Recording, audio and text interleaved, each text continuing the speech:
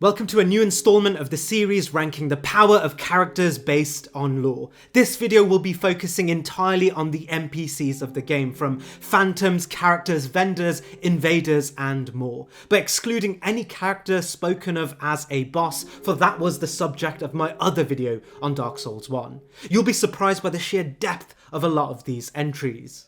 Characters such as the Primordial Serpents, Alvina, and boss NPC hybrids will also be excluded. The reason Alvina and the Primordial Serpents are excluded are based on their status as an almost Tom Bombadil type character, harbouring an almost demigod and metaphysical position in the game, seemingly immortal but entirely physically unable to personally change the events of the game. Karth, Frampt, and Alvina all require words to change the trajectory of the game. However, there is one notable exception you will see on this list. There are no sponsors on this video, just the hope that you guys will feel justified in hitting that subscribe button. But without further ado, let's get into the list.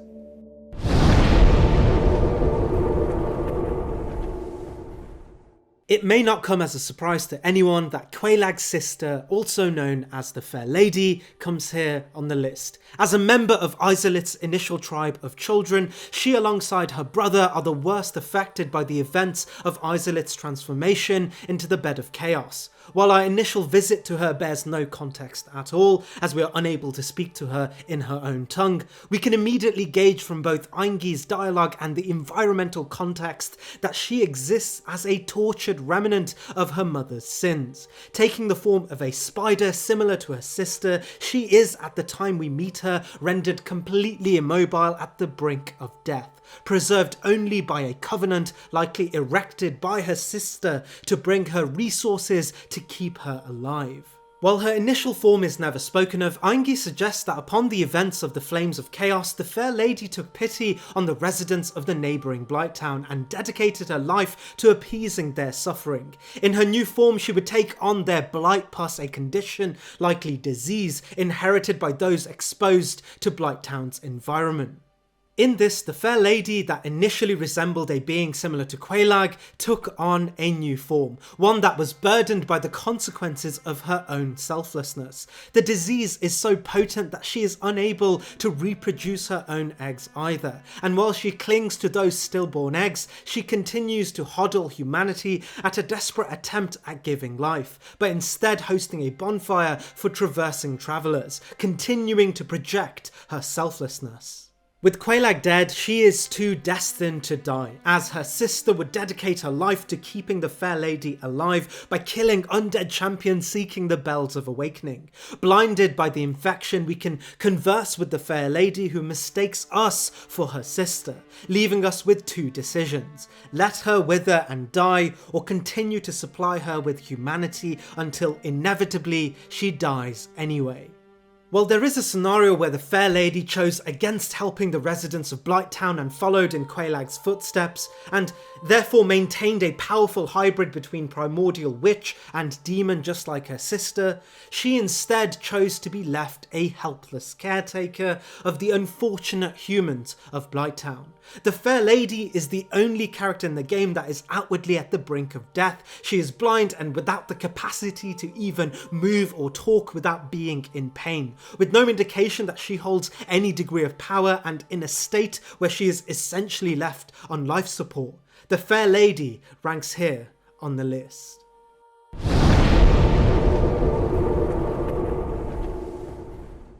Astora's entire history is predicated on the continuation of the Anor Londo project in the wider world, taking heavy influence from the gods of Anor Londo and reproducing its gospels onto the common folk.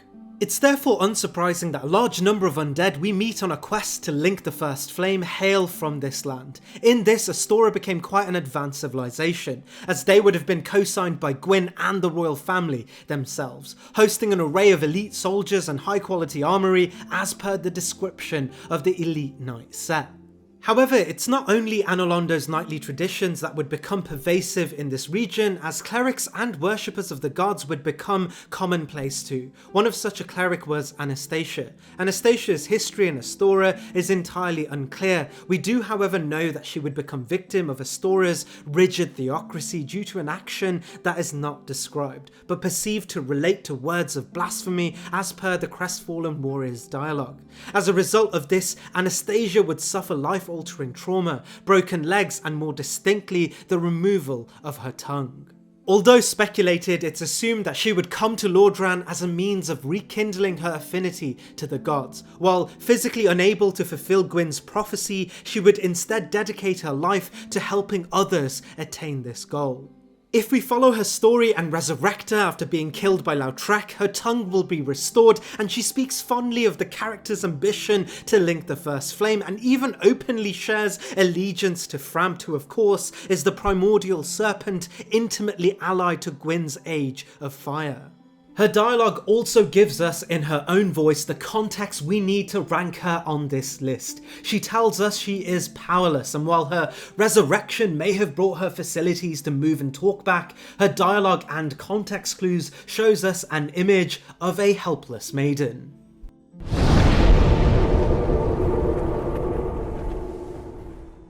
In Dark Souls 1's only DLC, we can finally meet the progenitors of the most peculiar enemy in the game, this of course being the Mushroom People. While the events of Artorias of the Abyss happen long before the present day events of Lordran, Elizabeth holds a striking resemblance to the Mushroom People.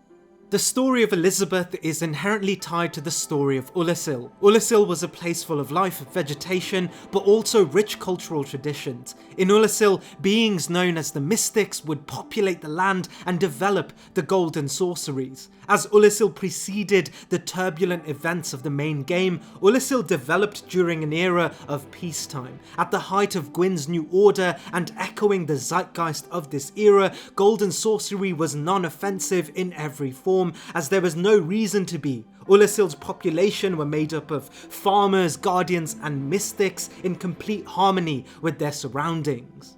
When we meet Elizabeth, she introduces herself as the guardian of this sanctuary and godmother to Princess Dusk. While guardian of this sanctuary may indicate she was a powerful protector, it's more likely she was the governor of the sanctuary's bureaucracy and a trusted confidant of its population rather than powerful, as she would assume this position prior to the events of Manus and the physical threat of the Abyss. She was likely granted this position too as she understood its culture and grew up in the region. She tells us she is one of the sorcerers of Ulasil, indicating a close relationship to the most influential segment of its population, the Mystics. She can teach us a majority of the golden sorcery spells, further indicating this proximity and trust, but also solidifying the notion that she does not harbour any physical offensive capabilities. While we know golden sorceries in later Dark Souls series would develop itself in more complex and maybe even offensive forms, all aspects of these spells in Dark Souls 1 have no offensive capabilities at all. At the time we meet Elizabeth, it appears she has become either one with nature or has always been this way, and doesn't even harbour the facilities to attack us in any physical format. This, tied in with spells of no harm, suggests she is no threat at all. We can, however, encounter beings known as Sanctuary Guardians as bosses in the DLC. It's likely Elizabeth would exercise physical guardianship of Ulasil through these beings rather than doing so directly. However, as this ranking relates to individual characters, Elizabeth is unfortunately a sitting duck to any malicious entity, in the event you're able to get past her chimeras first though. It's for this reason Elizabeth ranks here on the list as a being of great influence but little to say for her own offensive capabilities. It's no wonder why the Mushroom People in the current timeline are completely passive to unaggressive players, inheriting her pacifistic streak. In truth, she ranks above Anastasia as there is a blind spot in the lore that may indicate she had a greater power over her natural surroundings as offensive tools, but realistically is no more of a threat than Anastasia from just the lore alone.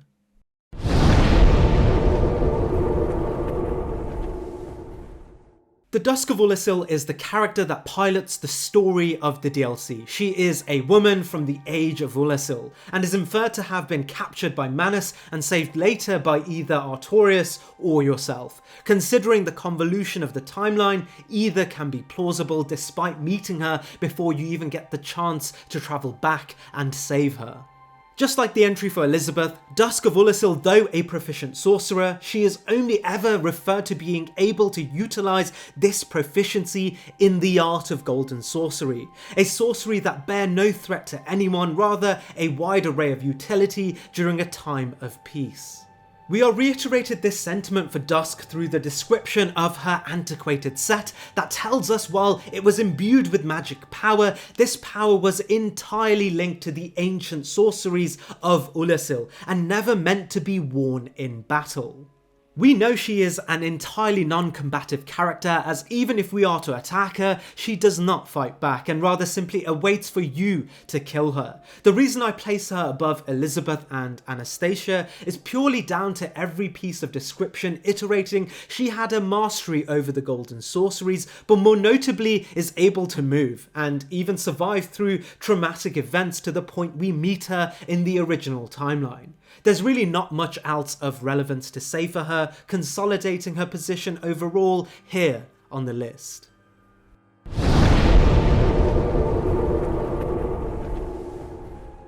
Much like in real feudal times, the world of Dark Souls 1 is governed by the material conditions of a feudal system.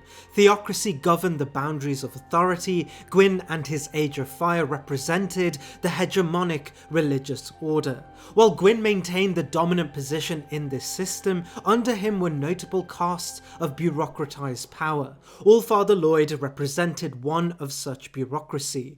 After the events of Gwyn's sacrifice in order to preserve the First Flame, his bureaucracy in Anor Londo maintained his influence, and Lloyd represented the branch that specialised in law and social classes.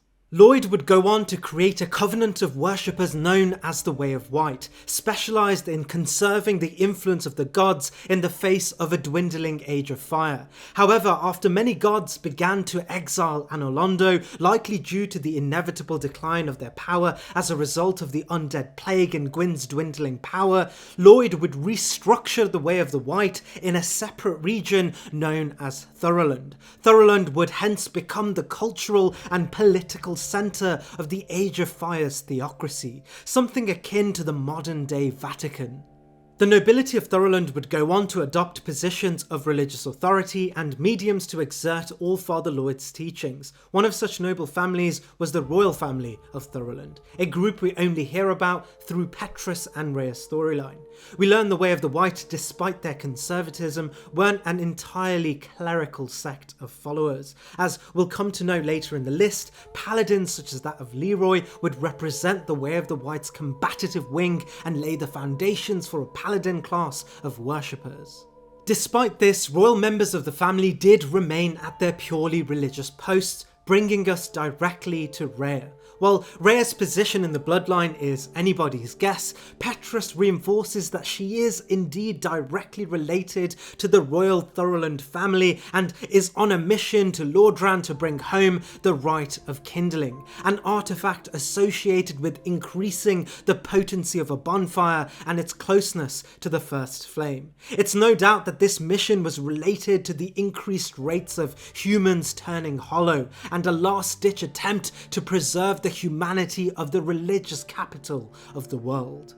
We learn very quickly that Rhea herself is in no way a combatant. She bears no weapon and is even alluded to being an outright pacifist. So much so that she on her mission is accompanied by two warrior clerics of Thorolund, Vince and Nico. Both Vince and Nico are referred to as Rhea's contemporaries, and we learn without them Rhea is completely defenseless. If we progress Rhea's storyline, we can find her at an outright stalemate in the Tomb of the Giants on the unfortunate consequence of both Vince and Nico turning hollow. However, there is a peculiar detail that elevates Rhea above Elizabeth and Anastasia, that being the offensive spell that she can teach us known as the Wrath of the Gods, a spell described as a primal form of force.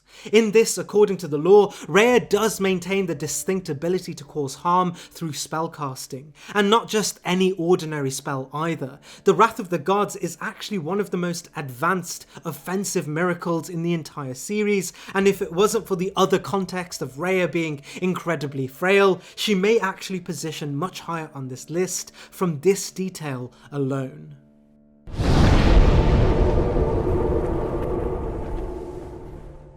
This next entry is not to be mistaken with the undead male merchant, as his story is coming up on the list. While many players may dismiss this character, she is, just like her male counterpart, a breath of fresh air in a world dominated by hollowed individuals seeking only your death.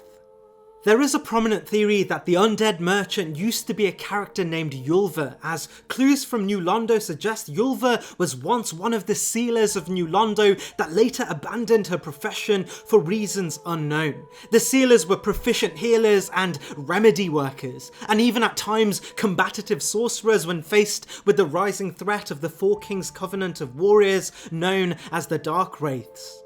The extension is made to the Undead Merchant as she is, bar the DLC vendors, the only character able to sell us remedial treatment to poisons and toxins from New Londo's neighbouring Blighttown, but more prominently an infinite supply of curses and remedies to those curses. It's assumed Yulva would become hollow, much like the other sealers, in an attempt to combat the Dark Wraiths and the threats of New Londo, leaving Ingward as the lone practitioner. It's not a stretch to assume the undead female merchant is what remains of Yulva, still holding on to her profession of helping those with curses and disease, but it's clear whatever defensive prowess she is assumed to have had is now completely net zero, refusing to even fight back when aggravated and choosing instead to flee in that scenario.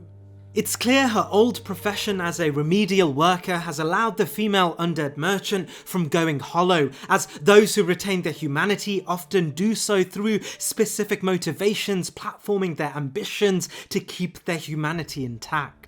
However, her previous credentials as likely a companion to Ingward, and also her ability to have survived the terrains of the Undead Burg, New Londo and Blighttown all up until the point that we meet her while retaining humanity, keep her above characters with absolutely no defense mechanisms of their own, such as Elizabeth of Ulasil, placing her here on the list.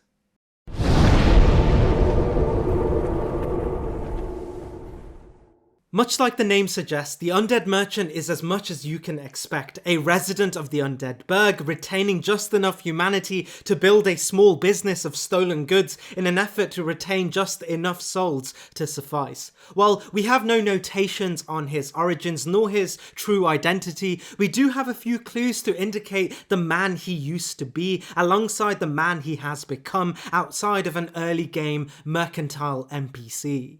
The first thing you'll notice about the Undead Merchant are his wares. Prioritising the most basic of items, he's able to sell us the usual artillery of the undead soldiers of the Undead Burg, such as firebombs, axes and daggers. We learn the Undead Merchant obtained his inventory on the back of looting the remnants of other beings in the Undead Burg, which begs the question, how was he able to do so without becoming a victim himself, as it's clear he is not yet completely hollowed. If we choose to attack the Undead Merchant, he unveils the key to this mystery. Wielding the Uchigatana, we're given insight into the remnants of the man he used to be. The Uchigatana tells us katana forged in an eastern land, suggesting the Undead Merchant, much like the player, is a nomad not native to Lordran. And while we'll delve into more about the eastern land with a certain upcoming entry, the description of the eastern armor from Dark Souls 3 and the Murakuma allude to a sect of incredibly skilled swordsmen that would often be tasked with special missions due to their particular set of skills. We know that Uchigatana is not just a stolen prop from his escapades, as unlike his entire shop of items, the Uchigatana is not found anywhere near his place of residence and business, suggesting this came alongside the Undead Merchant as he travelled into Lordran, something further evidenced by dialogue suggesting he was driven out due to his undying form from the Eastern lands.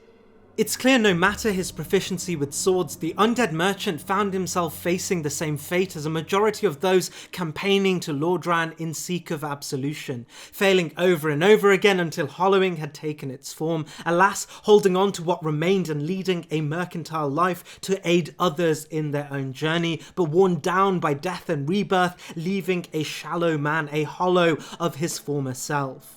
When aggravating the undead merchant, although carrying the Uchigatana with slow confidence, he's not much greater a threat than the hollows outside his storefront. He fights not just like a hollow, but also an old man defending himself as a final act of survival. It's for this reason, while the undead merchant may have represented a greater force in his earlier life, is nothing more than a hollow in his contemporary life, holding on to purpose through his profession as a grave robber and obsession for something called Yulia, speculated to be a personified memory of his former life, motivating him in this helpless land. He lands here on the list on the virtue that, comparatively to the other entries previous to himself, he's able to actually fight and pose a threat to us, albeit in a severely weakened form.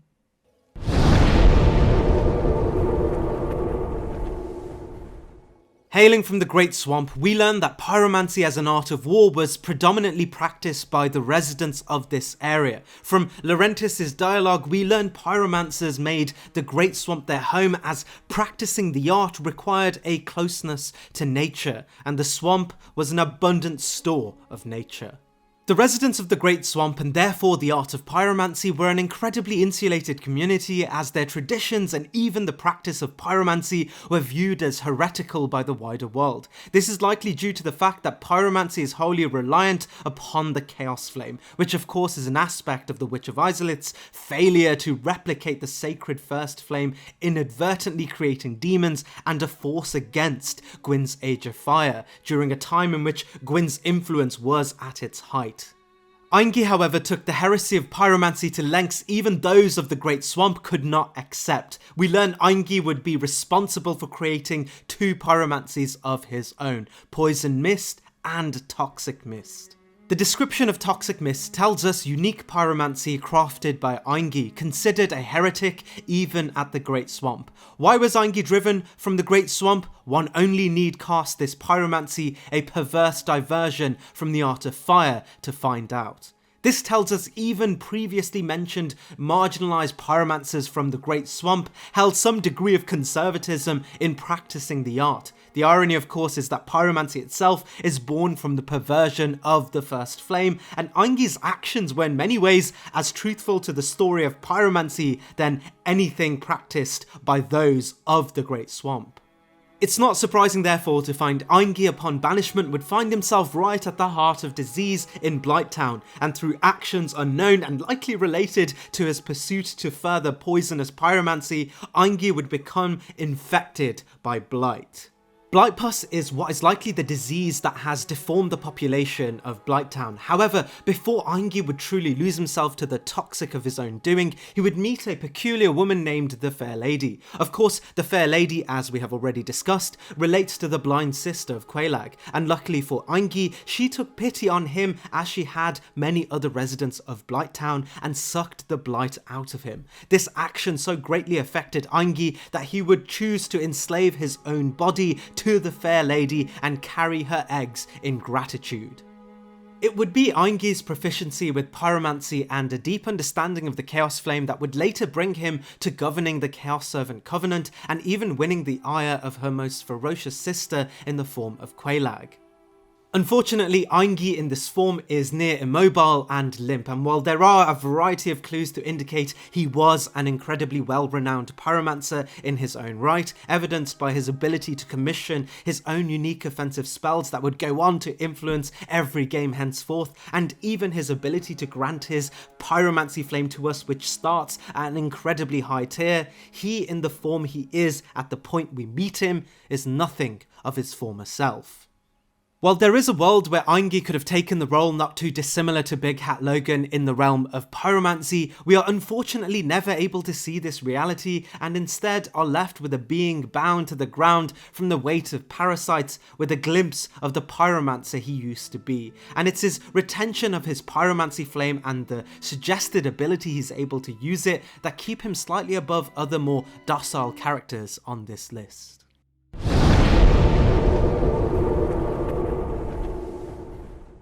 Rikke is the first on the list to beckon the law of the great nation of Vinheim, headed by the elusive Dragon School. The Dragon School would lead the tradition for one of the oldest forms of sorcery in the entire game. While the Dragon School's influence began much after the advent of the Age of Fire, its roots trace it back to the beginning of the world. The story of the Dragon School, as alluded from the institution's name, begins with an aspect of the primordial world. Seath the Scaleless was an albino archdragon known mostly for his role in the War of Ancients and his betrayal of the ancient dragons. Seath sought the immortality he lacked and was granted a library to research this. As a byproduct, he would develop crystal sorcery, manipulating crystals in an attempt to develop the scales of immortality that he fundamentally lacked. While Seath's research was diabolical and inhumane, it didn't stop a school of scholars studying his work. Through this, the Dragon School was erected. Though it's unclear as to what figures led this campaign, their research was able to develop soul sorceries and a means to cast it through catalysts. The Dragon School would build their influence on this discovery and solidify the art of soul sorcery in Vinheim. Various schools would be built within the institution, from offensive forces to spies, but most importantly for this entry, blacksmiths. While we'll delve into the details of the main branch of offensive sorcerers in Vinheim in later entries, from the description of the Magesmith set adorned by Rikke and the general sorcerer set, Rikke was never coronated as a spellcaster, something solidified further by his inability to teach us Great Soul Arrow, which is stated to be the spell that would coronate a sorcerer at the Dragon School. Coronated sorcerers are likely the wing of the Dragon School initially used to gain dominion over Vinheim, and therefore Rikke fell short of what we can expect of a coronated sorcerer in terms of power. However, what Rikke did have was a base understanding of using spells, as he's able to teach us the fundamental spells of Soul Arrow and Heavy Soul Arrow. Where he lacked in offense, Rikke did make it up through his proficiency in magesmithing, aka the art of enriching ordinary weapons with magical potential. While it can be argued Rikke would be elevated by the presence of this enrichment, it's never indicated that he was proficient in wielding these weapons, only in building them. This, on top of his base understanding of offensive spellcasting, puts Rikke well below what we expect of the powerful wing of offensive sorcerers from Vinheim, placing him here on the list, elevated slightly by his ability to cast fundamental sorcery.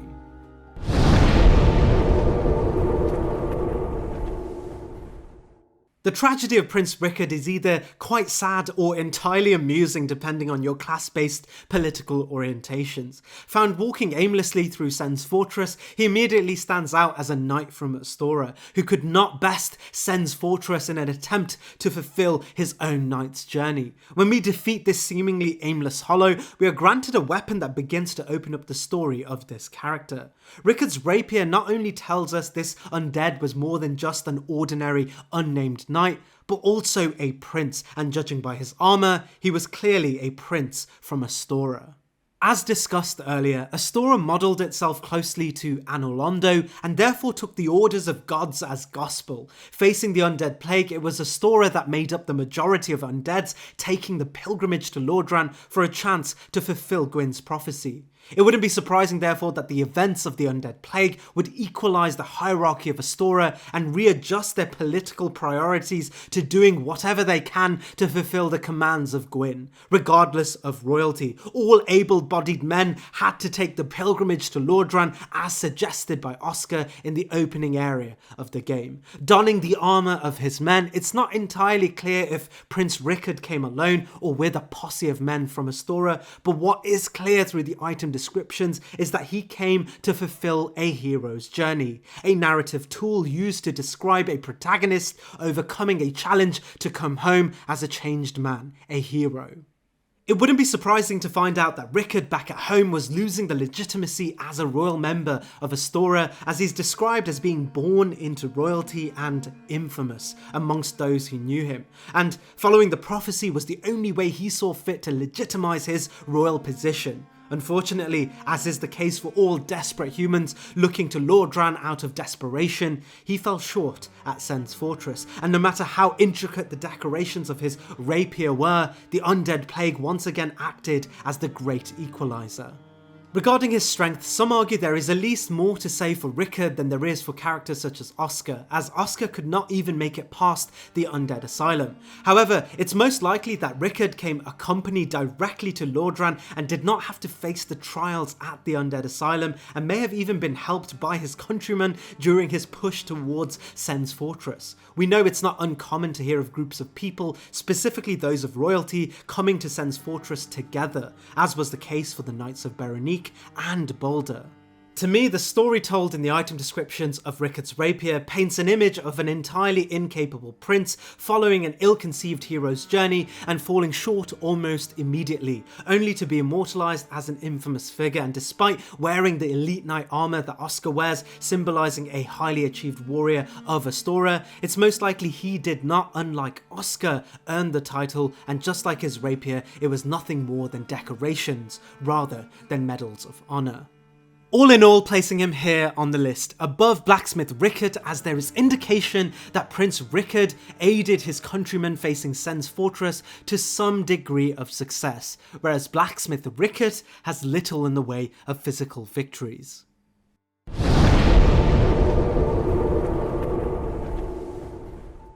Siegmeyer, adjacent to Solaire, had become a fan favourite character in the series. In a similar sense to Solaire, he's one of a few characters entirely optimistic during our encounters with him.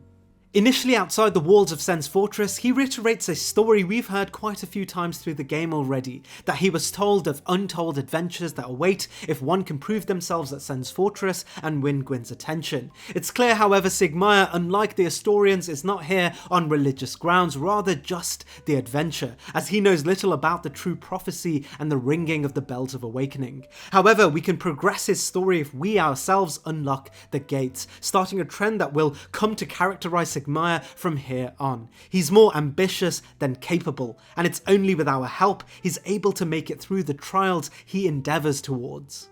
While the trials required to get Siegmeyer to Anor Londo are not combat focused, he is clearly following our lead through Sen's fortress, and as we do encounter him in Anor Londo, it's indicated, as is all aspects of his story progression, that he followed our lead as we open the way for him. In this sense, his capacity to overcome Sen's fortress likely did not require him to prove himself against some of the greater challenges, such as that of the Iron Golem. Predictably, in Anor Londo, Siegmeyer is unable to pass through the castle and is captured by Gwyn's Silver Knights still stationed at the abandoned city, indicating once again, while Siegmeyer may have had to overcome some of Anor Londo's challenges alone, the handiwork and likely our own actions of unlocking the way made it significantly simpler for him, as if we do not proceed to continue saving Siegmeyer, he either turns hollow, indicating defeat, or is at a certain standstill.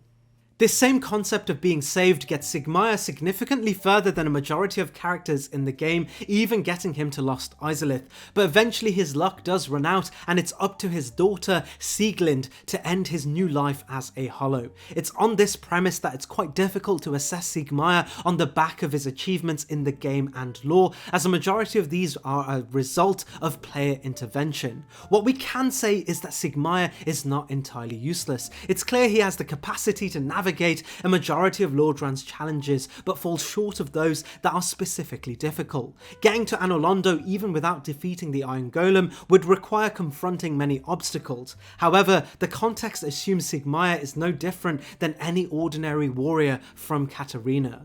We can learn the people of Catarina aren't specifically a warrior class of people, rather ones that enjoyed festivities and had deep cultural roots in their community. We do, however, learn that unlike a large portion of the world, Catarina's traditions outlived its peers, seemingly untouched by the time we even enter Dark Souls 3, and their knightly tradition endured, a testament to the unspoken power of their knight class and the strength of their culture. It's on this estimation that Sigmaya may have just been an ordinary knight of Catarina, and it's this merit and the knowledge of the power of Catarinian knights that place Sigmaya here on the list.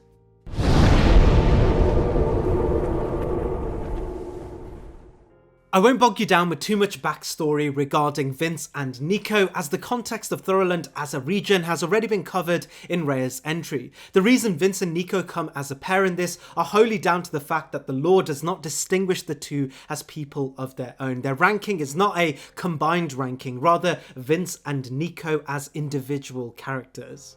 Vince and Nico's purpose in Lordran are to be bodyguards to Rhea as she travels through Lordran seeking the Rite of Kindling. This alone does give us quite a bit of context surrounding the nature of Vince and Nico's power though.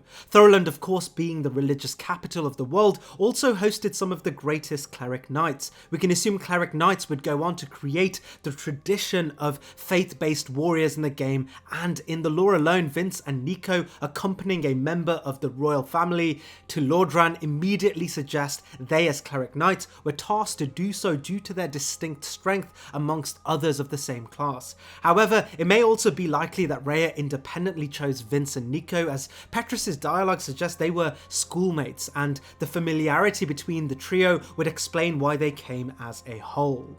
This is further solidified as we learn the cleric knights of Thoroland actually came in two forms, regular knights and elite knights. While the descriptions are identical for the two armor sets, Petrus is the only character that wears the elite set, whereas Vince and Nico wear the regular set, suggesting Vince and Nico were no more than regular cleric knights, unrecognized as distinctly powerful, while Petrus was their distinctly powerful senior.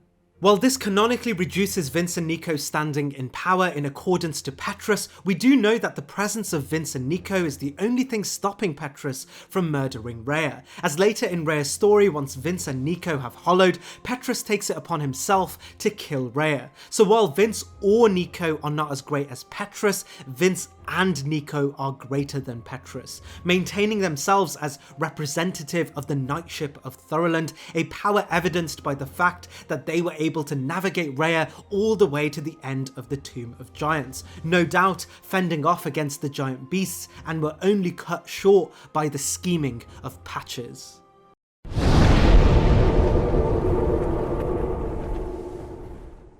As one of the most interesting characters in the entire timeline, Blacksmith Vamos says very little and is completely alien to all other characters in the game. This likely has to do with his self-imposed retreat from civilization and choice to remain a hermit in the catacombs. Interestingly, even Vamos' dialogue is extremely conservative, only issuing conversation on embers. It's clear he remains antisocial, but has an affinity to working with artifacts associated with Izalith. This could indicate two things. He either is intimately affiliated with the Izalith clan from the primordial days, or was an apprentice of another who was. Giving him the Chaos Ember reveals that it may be the former, as he does not recognise the Chaos Flame but can pinpoint its origins to Izalith herself, suggesting he knows the original fire sorcery of the primordial days so well he can associate it directly to the witch herself. In the design phase of Dark Souls 1, Vamos was suggested to have worn an item known as the Royal Helm. While the Royal Helm itself made it to the end product, he never wears it, but does drop the artifact on death. It reads, Helm of Vamos, Skeleton Blacksmith of the Catacombs, partially made of gold. The helm is believed to belong to an ancient royal line, but only Vamos would know for sure, and he shall never speak again, suggesting the helm both belongs to an ancient royal line, but is also intimately referred to as Vamos' own helmet. In this we can infer two things: he's affiliated with Izalith, but also a royal member of a clan. Together, this paints the picture of Vamos holding royal authority in Izalith's old kingdom as a legendary blacksmith. While royalty is not mutual to strength, his resilience through the ages on their own commands a degree of power. However, his reclusive nature may be the reason he has avoided death thus far, rather than his power to fight off the threats of the ages. His unfamiliarity with the events of Izalith's chaos suggests this too. His hammer echoes sentiments not dissimilar to Andre's and assumes that he is a blacksmith first, but retains a power to fight distinct to his own style. This being said, there is no more to Vamos's lore outside of these item descriptions and association with the Embers, but his primordial history, royal lineage associated loosely to Izalith, and his command over fire weaponry consolidate him a position as a secretly powerful being amongst his vendor contemporaries.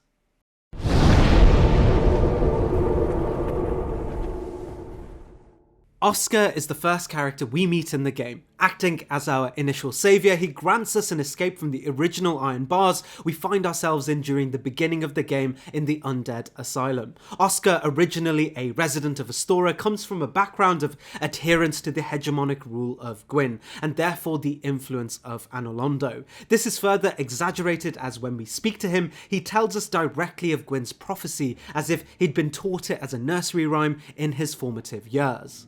Judging by his armour, he was likely a member of the elite knight class from Astora, who of course, driven by their local religious conviction, saw the linking of the First Flame as a pilgrimage, win or lose. It's this premise that brings him to aiding us on this journey. While we don't have a clear image of how comparatively powerful the elite knights of Astora were, the context we do have for Astora being a human parallel to Anolondo would draw loose parallels between the elite knights of Astora to Gwyn's own elite sect of knights, the Silver Knights of Anolondo.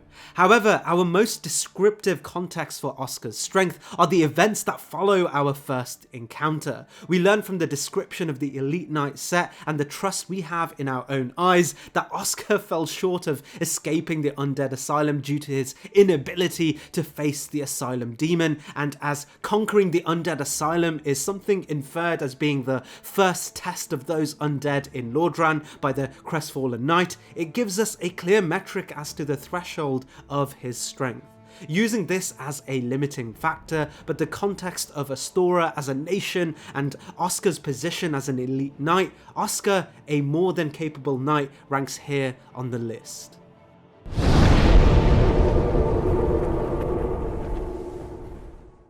As we've learned from Anastasia's entry, the land of Astora is built in the image of Anolondo, but much of its own functions are emulated in its land too. Silver Knights drew parallels to Elite Knights, clerics drew influence from Lloyd's teachings, but more specifically to this entry are the artisans. We learn in later entries that Anolondo, and specifically its giants, were master craftsmen. The giant blacksmith in Anolondo is described as creating the lightning armory of Gwyn's dragon-slaying battalion.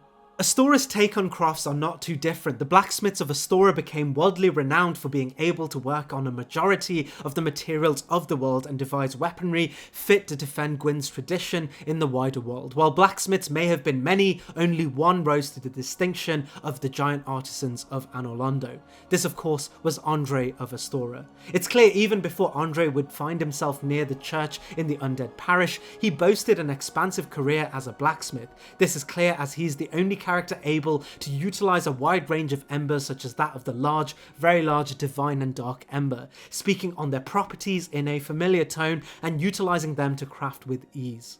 It's speculated that Andre is in Lordran for similar reasons to Anastasia, to aid adventurers on their quest to fulfill Gwyn's prophecy and restore the First Flame to undo the undead plague. His dialogue points to this and even gives us reason to believe he's well versed in the traditions and culture of Anolondo.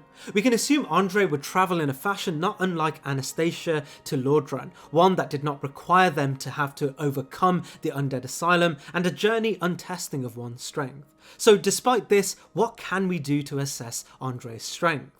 Well, there is one huge elephant in the room with Andre. He canonically lives through a majority of the entire game's timeline, existing even at the Firelink Shrine of Dark Souls 3. This suggests that Andre, having seen thousands of Firelinking cycles, survived up until what seems to be the end of the world. It would be wild to assume he had to fight his way to this position though, as he likely had kinship with influential enough warriors, notably a large portion of undead champions who would go on to link the First Flame. This would have granted him some degree of prosperity, peace and protection due to his influence. However, from the blacksmith's hammer, we know Andre was specifically talented at utilising the hammer in ways more specific than smithing, laying the foundation to believe he as a vendor probably won more battles compared to the others. And although speculative, I believe he definitely fought off his fair share of rogue undead champions, consolidating his position here on the list.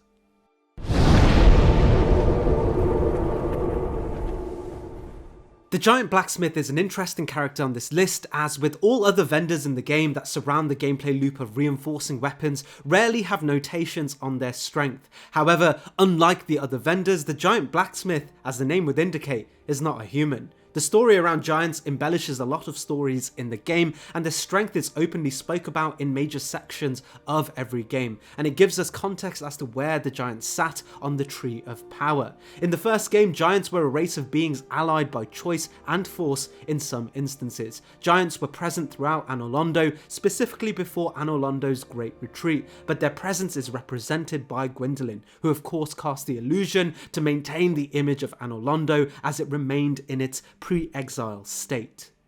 Giants were as large as they were physically capable. The ones we do meet can carry and work with large boulders for what seems an indefinite amount of time. Other giants were used as smiths, as their size would be particularly helpful in creating artisan equipment for the gods, something the giant blacksmith's hammer suggests in its item description. In later games, we learned the original giants descended onto forms that would build nations of their own. Dark Souls 2 chronicles the power of giants and a king amongst them as a parallel to Vendrick, who of course canonically accumulated the power of 4 Lord Souls and remained the provisional chosen undead sought to take over Gwyn's mantle. The giant nation in Dark Souls 2 was so powerful Vendrick, with his combined power, led a preemptive strike by surprise in order to subdue a potential threat to his own domain, only to suffer great losses during that war and the counter-offensive that would decimate a large portion of Drangleic. In Dark Souls 3, we learn giants themselves, specifically Yhorm, harboured enough power to even link the First Flame, placing their capacity adjacent to even some of the greatest humans and gods. In Dark Souls 1, we can witness the power of generic giants in the form of the Sentinels, the giant equivalent of the Silver Knights, placing their expertise parallel to Gwyn's own closest knights that of course fought the Chaos Flame and even the War of Ancients to a generally successful degree.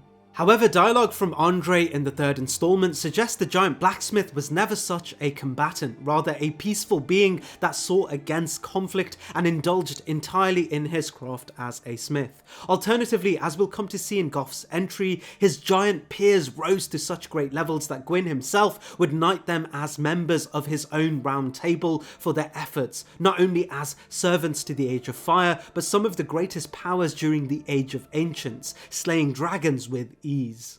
The giant blacksmith for this reason would likely hold strength similar to an ordinary giant civilian, even sharing aesthetic similarities to the slave giants in Sen's Fortress, reinforcing this archetype. Therefore, holding the merits of the race of giants being specifically powerful due to their size and strength, but no benefits of a trained warrior, the giant blacksmith lands here on the list, as an artisan with the generic capacity greater than his human peers of the same nature. The giant blacksmith is found dead in Dark Souls 3 at the exact spot he acted as a vendor for us in the first game, suggesting even during Sullivan's raid on contemporary Anor Londo, he never fought back, but was taken down true to his adage as a peaceful artisan, loved by anyone associated to him.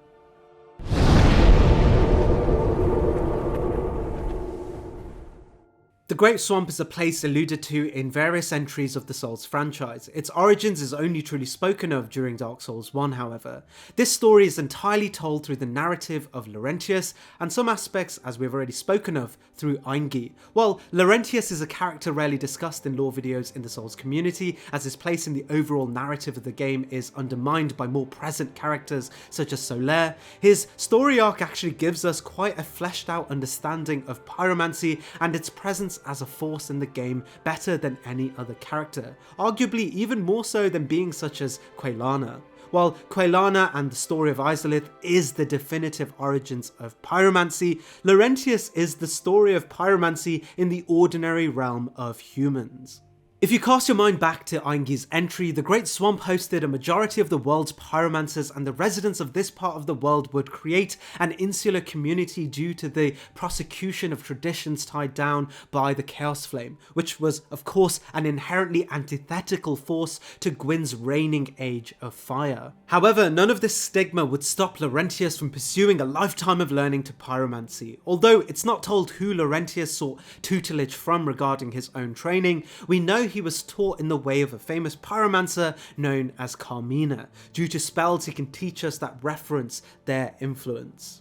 While it's not said Carmina taught Laurentius personally, we know it was either them or their influence that brought Laurentius to the rank of pyromancer, pushing Laurentius's power as greater than just any ordinary pyromancer from the Great Swamp. Carmina themselves was a student of Salomon, a person referenced by Quelana as one of her earliest and most successful students, later being renowned as a master pyromancer and even the founder of the Great Fireball spell. We are never told of any other human pyromancer stronger than Salomon, and as he alone is referred to as the master pyromancer, we can assert he was indeed the strongest pyromancer of the age. By proximity, this brings Laurentius to higher distinction, as Salomon's influence definitely followed through Carmina to Laurentius. However, Laurentius' story actually does him less favours in referencing the power he truly held. Our first encounter with him has us freeing him from the butcher's stockroom, evidently being tied down and beaten by the butcher. While the butcher is definitely a powerful being, as we'll delve into more detail in reference to man-eater Mildred, it does add a stain to how powerful Laurentius is, giving us the clear image that although he was taught under a great pyromancer, he never truly did reach Salomon's or even Carmina's height of power. When rescued, Laurentius can teach us a variety of spells. Most distinctly are the defensive spells of Carmina, Iron Flesh and Flash Swear, both unique spells only obtainable through Laurentius. However, the only offensive spells he does sell are the basic Fire Orb, Combustion and Fireball, while the defensive spells show Laurentius to be above the litter in relation to ordinary pyromancers. The offensive spells tell us the story of an entirely ordinary pyromancer. The combustion spell tells us this specifically, and even his most advanced offensive spell in the form of the Fire Orb suggests it was just an ordinary example of the power of a pyromancer. Laurentius' creative defensive skills but lack of offensive ones gives us insight into how he was caught short of the Butcher in the depths, and even how he was unable to best Blighttown in attempting to reach Quelana. To further this, Quelana tells us only the most adept pyromancers are able to even perceive her, and as Laurentius is found hollow in Blighttown without Quelana even mentioning an encounter with him, suggests he was both too weak to persevere the dangers of Blighttown, but also too unskilled to even see Quelana. It's precisely for this reason that Laurentius, probably one of the nicest characters in the entire franchise, lands a position this low on the list, despite his tutelage under the influence of some of the most legendary pyromancers in the entire franchise.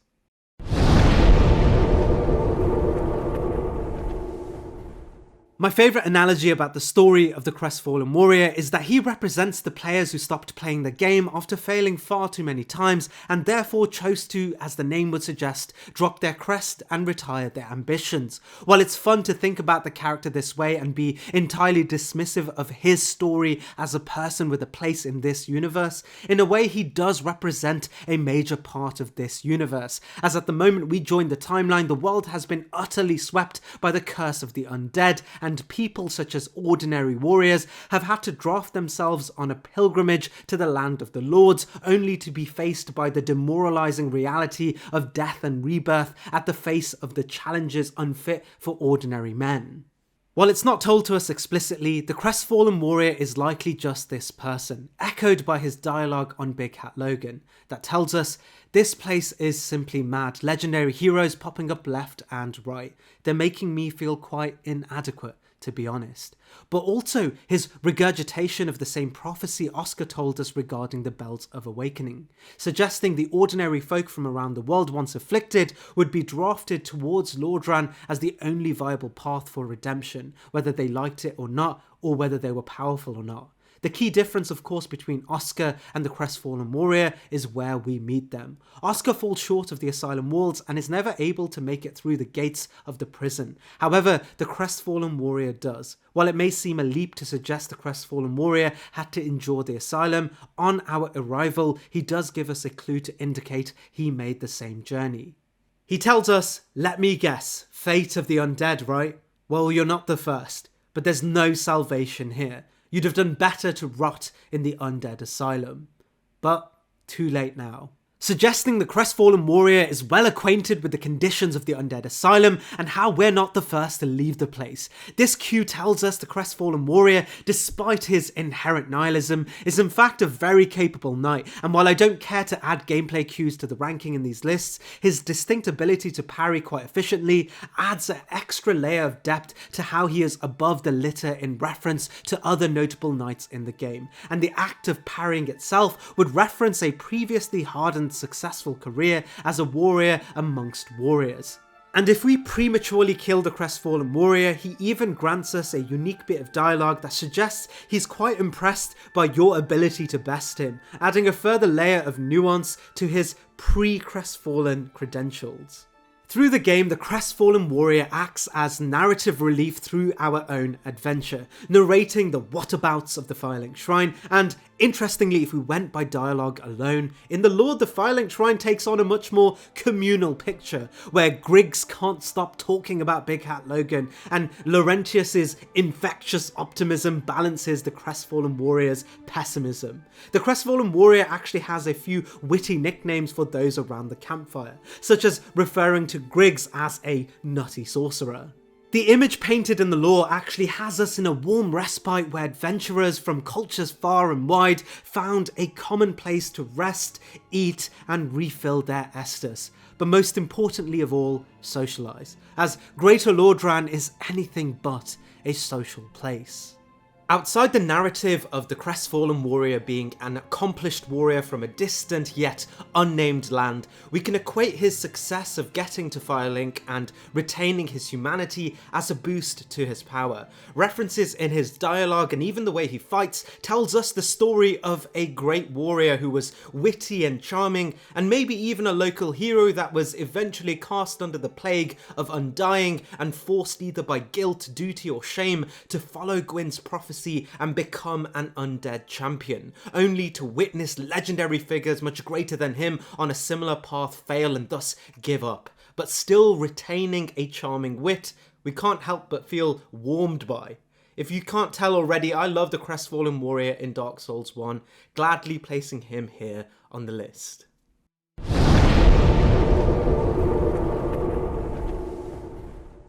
While it could be easy to just corner this ranking off by saying Petrus, as per the entry for Vince and Nico, is just an elite version of them and therefore leave him here on the list, in reality Petrus's credentials are much more explicit than just his elite distinction. It's not clear what Petrus's origins are, but from clues between his interactions with Vince, Nico and Rhea and his armor set, we can assume he comes from authority in his respective homeland of Thoroland. However, outside of this, we learn Petrus lives a more than holy lifestyle. Have you ever wondered why there's a weird stash in Firelink Shrine if you leap off the elevator when heading towards the parish? Well, we can learn that this stash is not just a gift from the gods to the curious, but Petrus's. We know this as the items we can obtain from the stash are a similar weapon and talisman. Within the stash too is a cracked red eye orb, an item used by those guilty of malintent.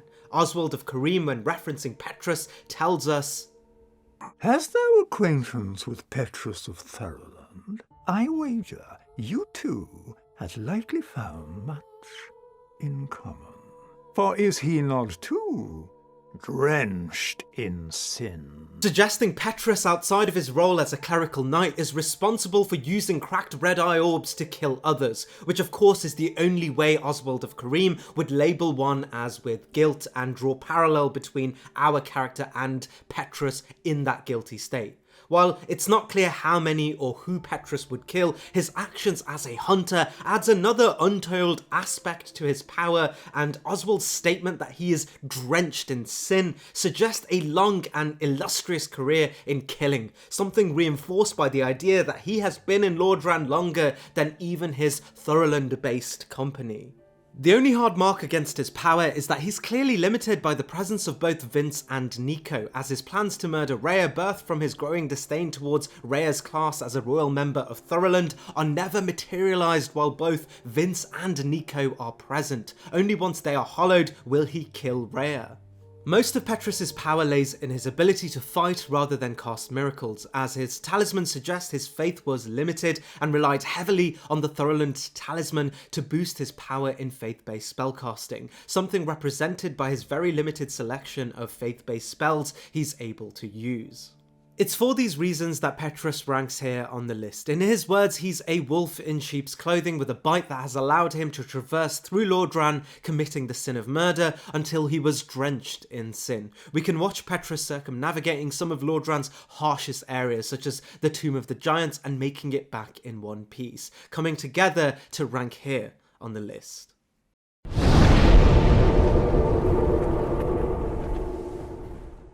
Witch Beatrice is another one of those summon characters that bear much more depth than you would originally assume. If her unique armoury didn't originally catch your eye, the description of her staff would have.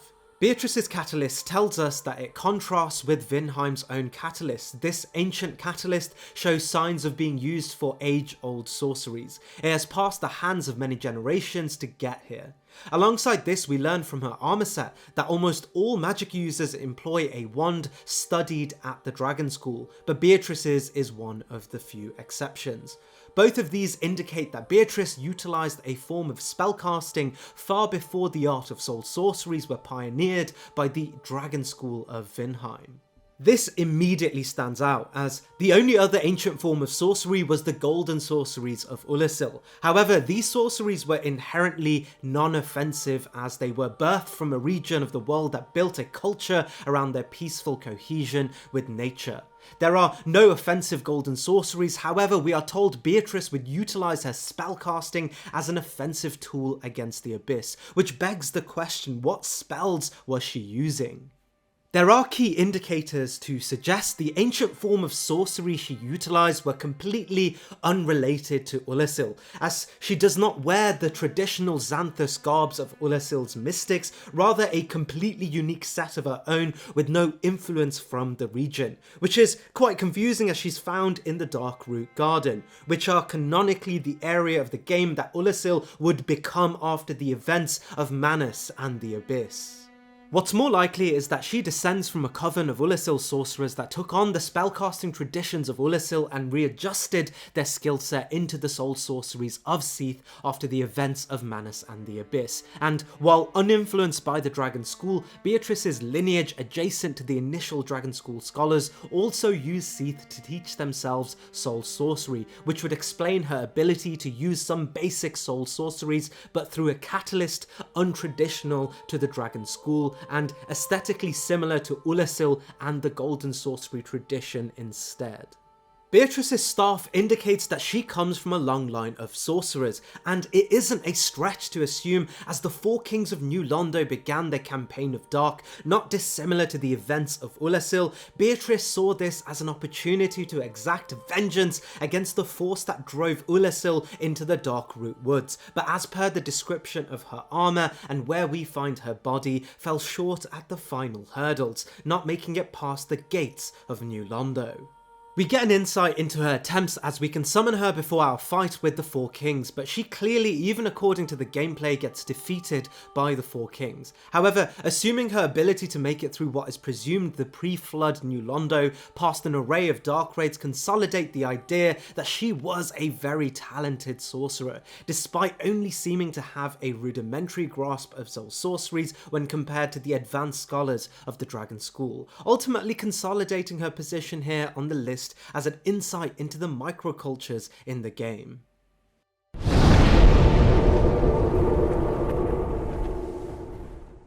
While most undead in Lordran have the ultimate goal of linking the First Flame and fulfilling Gwyn's prophecy with the hope the plague will subside, there are other undead who relish their condition and indulge the worst excesses of their condition. Man-Eater Mildred comes from a tradition of beings in Dark Souls referred to as butchers. We only find butchers in their regular form in the depths. Two butchers can be found ambiently cutting up what appear to be human meat with the purpose of feeding the overgrown rats that maintain a symbiotic relationship with them. We know Man-Eater Mildred comes from this same group of beings as she carries the same head garb but also a weapon that specifically describes the butchers from the depths. We also know from Miyazaki himself that the butchers are all women. The main difference, however, is that Mildred is referred to by name and also uses her skills as a butcher not to feed rats, but to consume people herself.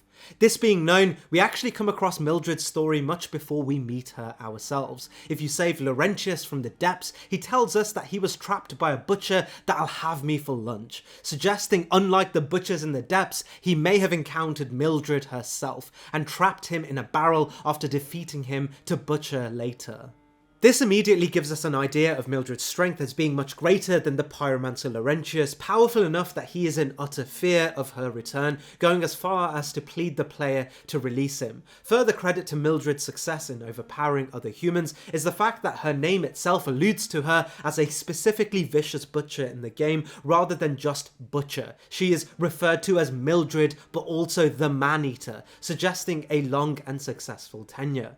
We know the butchers essentially run a large portion of the depths, their presence is clearly well established, and the rats that overrun the area seem to share their domain. The depths itself is littered with undead and the corpse of adventurers since past, suggesting the depths are incredibly dangerous, and if we assume the butchers are in charge, we can pass on the dangers of the depths to the powers of the butchers. This being said, we know Mildred was a distinctly brutal butcher. She was powerful enough to leave the area to invade others so well that she would garner a reputation of her own. And unlike characters such as Petrus, she didn't rely on scheming to murder, rather she did so openly with much greater success. This ultimately paints a picture of a true rogue menace in Lordran worthy of a position here on the list.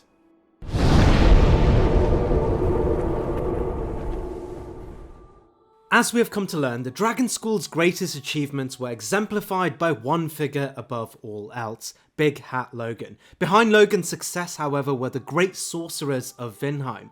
The Great Soul Arrow tells us the title sorcerer itself originates at Vinheim, and it's the acquisition of this spell that graduates an apprentice to a sorcerer. The Sorcerer's Robe set tells us the sorcerers were proud of their position and affiliation with the Dragon School. Wearing their attire acted as a token of strength, indicating the Dragon School on merits already established were already acknowledged as a powerful institution by the world on the back of their sorcery tradition. Something reinforced by the Hush spell's description, which tells us Vinheim is controlled by the Dragon School, noting the entire nation was under the power of this institution. While it could be argued Big Hat Logan was the progenitor of the institution's power, we learned the institution predates Logan, and Logan instead joined after its construction and rose its ranks. This suggests the sorcerers, absent of Logan's influence, still maintained enough power to govern an entire nation. While the Dragon School's influence in Lordran is not as great as it is in Vinheim, we are told of two sorcerers that originate from this land. Of course, Big Hat Logan, but also his self-proclaimed apprentice, Griggs. Griggs' story does indeed begin at Vinheim. We know he rose the ranks through the ordinary path of sorcerer at a very young age based on how young he is in Lordran. Griggs powered through the institution and admired Logan during his tenure in the Dragon School. While the timeline is a bit muddy, we know Logan would eventually leave Vinheim to seek knowledge in the land of the Lords and through Seath, who of course was the prime subject of the Dragon School. We learn the Dragon School weren't entirely in acceptance of Logan's quick departure, but due to Logan's executive rank in the school, he would leave unobstructed. From the Black Sorcerer's robes, we learn that the Dragon School weren't only prevalent as sorcerers, but also as spies. They held proficiency with stealth-based spells. The Hush spell alludes to the Dragon School specializing in this art of spellcasting as a means to exert secret influence on the nation of Vinheim. At the height of this secret cabal were the elusive black sorcerers. Robed in black attire, the item description tells us cloaks worn by the secret sorcerers at Vinheim's Dragon School. They secretly worked with sound-based spells and never revealed themselves. Interestingly, Griggs is one of these said sorcerers, donning the black sorcerer attire himself. Indicating of course that Griggs went beyond just an ordinary coronated sorcerer and instead took on the role of a black sorcerer to follow and study Big Hat Logan on behalf of the Dragon School institution. The Dragon School were conservative in giving out extraterritorial duties, and it would not be a stretch to suggest Griggs showed such great strength that they would task him not only as a black sorcerer, but more importantly their eyes on Big Hat Logan after his departure, as the Dragon School knew their future achievements lay with the outcome of Logan's research. It's likely that this is a task that Griggs intentionally asked for, as it's clear he reveres Big Hat Logan too. Whether his affiliations are closer to the Dragon School's bureaucracy or Logan is unclear, but dialogue indicates the latter, as the crestfallen soldier tells us he went to almost suicidal lengths to maintain proximity to Logan. It's Griggs' relationship with Logan that offers further insight into how powerful Griggs truly was, as upon Big Hat Logan's departure, we learn Griggs was left with a few of Logan's old books, and his proficiency and intellect allows him to teach us these spells, indicating although Griggs may seem aloof, he is an incredibly proficient spellcaster, and not only a fan of Logan, but also one of his greatest students too. We learn from Rickard's dialogue that Big Hat Logan was the single most proficient sorcerer in the Dragon School, and Griggs' ability to mimic and even teach Big Hat Logan's most advanced spells such as the Soul Spear, which is described as a sorcery developed by Big Hat Logan, a symbol of Logan's strength, and referenced repeatedly in legends and said to be on par with Lord Gwyn's lightning, adds further credit that Griggs not only studied Logan, but also came as close to him to recall the power he became legendary for. Griggs can also teach us homing Soulmass, which description states this sorcery is a window into Logan's methods, suggesting Griggs not only replicated Logan's spells, but also understood the methodology he used to learn and cast them. This shouldn't come as a surprise, as the Dragon School likely accepted Griggs' offer to follow Logan on these merits, as it would not be surprising to suggest the entirety of the Black Sorcerers of the Dragon School would vie for the chance to follow Logan and embed themselves in the greatest aspect of the Dragon School's history. Griggs' story comes to an end when we find a hollowed version of him in Sen's Fortress, likely falling short of following in Logan's footsteps. While his failure at Sen's Fortress may seem to knock his ranking and power down, we learn from the crestfallen merchant that even legendary warriors such as Rendal would not make this journey, and as we come to learn, Logan himself would be caught short of victory here too, solidifying Griggs' rank here on the list as Logan's greatest contemporary apprentice.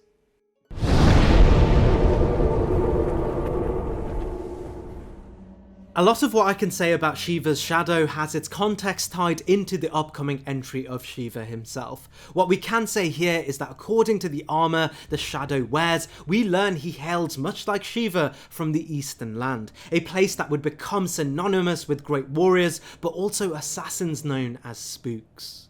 Easterners often travel away from their land tasked with specific duties or with a specific purpose. While a majority of this is related to espionage, we learn sometimes it's a lot more specific, as was the case for Shiva. Shiva, likely a warrior leader from the Eastern lands, travelled to Lordran with the intent of capturing rare and valuable weapons, specifically the Chaos Blade. As the journey through Lordran is laden with threats, it's not surprising Shiva would hire upon one of his homeland's most prominent exports, their spooks.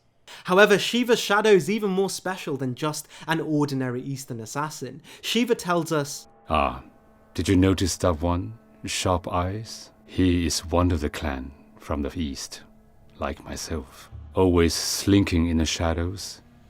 But he is a tough one. You will see what I mean.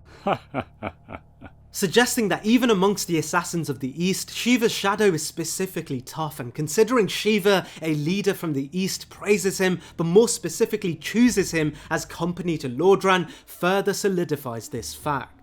In Shiva and his shadow's journey through Lordran, they rise the ranks of the Forest Hunters Covenant, effortlessly traverse Blighttown, and even accumulate so many victories that Shiva's shop hosts some of the greatest and rarest weapons in the entire game. While these achievements sit mostly with Shiva himself, we can't help but expect that the shadow aided him in these victories too, placing Shiva's shadow here on the list.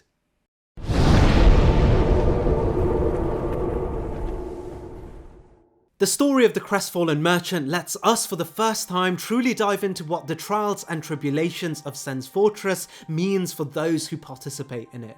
Sen's Fortress acts as Gwyn's final hurdle to all budding chosen undeads, as a means to challenge their mettle and serve as a test for those worthy to challenge an Orlando and win an audience with Guinevere. The fortress itself is wrought with traps from falling boulders and pressure plates with thorny consequences. To make matters worse, serpents allied to Seath maintain the fortress and act as a further obstacle. Navigating Sen's Fortress stresses agility but also power. Many have tried to beat Sen's Fortress in the hope of an audience with the Lords, but most have failed, falling short of its greatest and final test, the Iron Golem. Measuring power in accordance to Sen's Fortress is a clear metric, as we know legendary warriors such as the leader of the Boulder Knights, the Night King Rendal, fell short of the Iron Golem and lost a majority of his men. Considering we meet the Crestfallen Merchant near the Iron Golem, we can assume he was able to navigate the entirety of the fortress and gave up at the precipice of the final hurdle. We get the detail that the Crestfallen Merchant himself was a part of a group of knights known as the Berenique Knights, knights described by the Steel Set as the mightiest of the mighty, indicating as a class of warriors they were by average the most powerful. However, as the plague of the undead ravaged the world, the Berenique Knights set out to fulfill the prophecy of the chosen undead, and while we can see a few of the Berenique Knights in and around Sen's Fortress, we know most of them were unable to even face the Iron Golem. The Crestfallen Merchant indicates he was a member of the Berenique campaign, however fell short much like his comrades. He tells us the Berenique campaign was primarily driven by conceit, indicating none of them were really working together in overcoming the fortress, and this may be the reason why their combined forces were unable to overcome its challenges. At the height of the castle, he tells us he's at the brink of hollowing and has given up on the original mission. Instead, he now chooses to sit and pillage the remnants of those falling victim to the fortress. While some have indicated that the Crestfallen Merchant is actually not a Berenique Knight and has just pillaged their armour, his name as a Crestfallen, just like the Crestfallen Warrior at Firelink Shrine, indicates he does reign from a land and position of previous pride, and the fact that he adorns the heavy armour and is also able to traverse through Sen's Fortress without dying and even making it to its final challenge further add credit to the idea he truly was a Berenique Knight, but also one that was talented enough to overcome the challenges even his peers couldn't.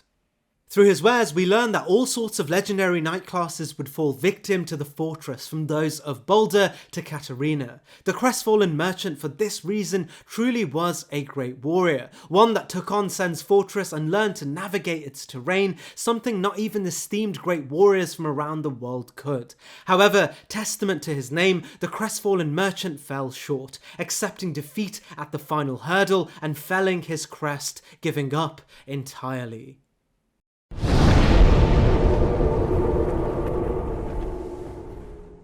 The story of Ingrid is tied intimately with both the story of New Londo, but more peculiarly Gwyn's elite sector of knights known as the Darkmoon Covenant. While Ingrid's personal life and own motivations are nowhere to be found, his personality is conveyed brilliantly in every encounter with him. Refreshingly, he's a very open character with clear intentions and acts as the prime guiding force in one of the game's most difficult locations. While the nature of New Londo's role in the world is unknown, we do know Gwyn tasked 4 formidable knights, likely pygmy warriors born from the Dark Soul, to command the city. Gwyn revered these 4 knights due to their role during the War of Ancients, and as we come to see in later installments, the pygmy warriors were integral to Gwyn's success during this campaign. Gwyn would coronate the 4 knights with an aspect of his own soul, offering them further strength to look over the soon-to-be second capital of the Land of the Lords. Unfortunately for Gwyn, however, this would act as Gwyn's first lesson as to the nature of the world and the antithetical power of those born from the Dark Soul. Soon, a primordial serpent named Karth would set into action a series of events that would awaken the dormant powers of the Abyss, and eventually lead Karth to the 4 kings of New Londo, enlightening them on their birthright as the rightful rulers of the coming age of man. Karth would teach the knights of a power known as Life Drain. Drawing from the strength of their Dark Soul, they were granted the ability to sap the humanity of other beings, materializing a true method to challenge Gwyn even during Gwyn's height of power. The 4 kings would heed Karth's message and begin a secret campaign to build a force powerful enough to topple the Age of Fire. In this, the 4 kings brought together the warriors of New Londo and taught them too of this power and potential, formally creating the Dark Raids, a pact of men sworn to topple Gwyn's Age of Fire and build a new age of men, unshackled by Gwyn's oppression.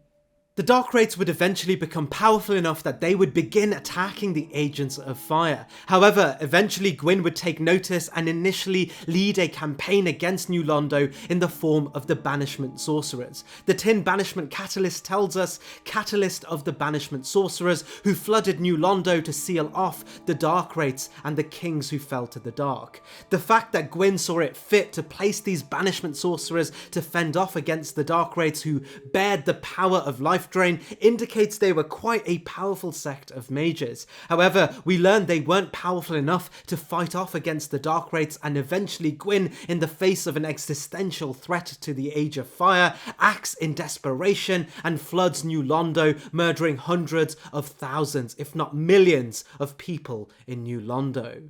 We meet Ingrid situated atop a building in the now drowned New Londo. According to the Tin Banishment Catalyst, he is the final living banishment sorcerer in New Londo, suggesting he rose above their ranks, and considering these sorcerers fought the incredibly powerful Dark Wraiths, we can assume Ingrid was far above their power and now in his isolation looks over New Londo, successfully fending off ghosts, and remains the sole being dutied and trusted by the Agents of Fire to look over this realm.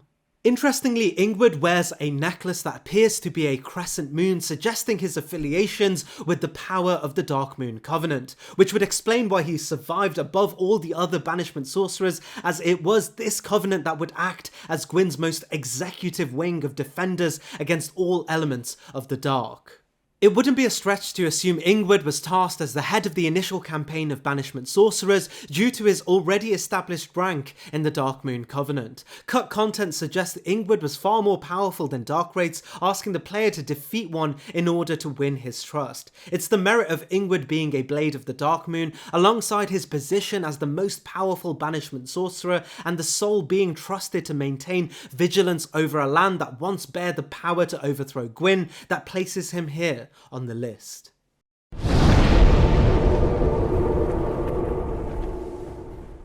Sen's Fortress would become the prime proving grounds for some of the greatest warriors in the expanded universe, with champions from lands known for their power coming to try their hand at passing one of Gwyn's harshest hurdles to initiate people into Anor Londo and a chance at the Lord Vessel, and therefore the kiln of the First Flame. We learned that legendary heroes from the Knights of Boulder, scholars of the Dragon School, and even champions from Astora all failed to make it through the region, but there is one champion who distinctly prizes above all else. So well that we are able to even witness him defeat its greatest challenge all by himself.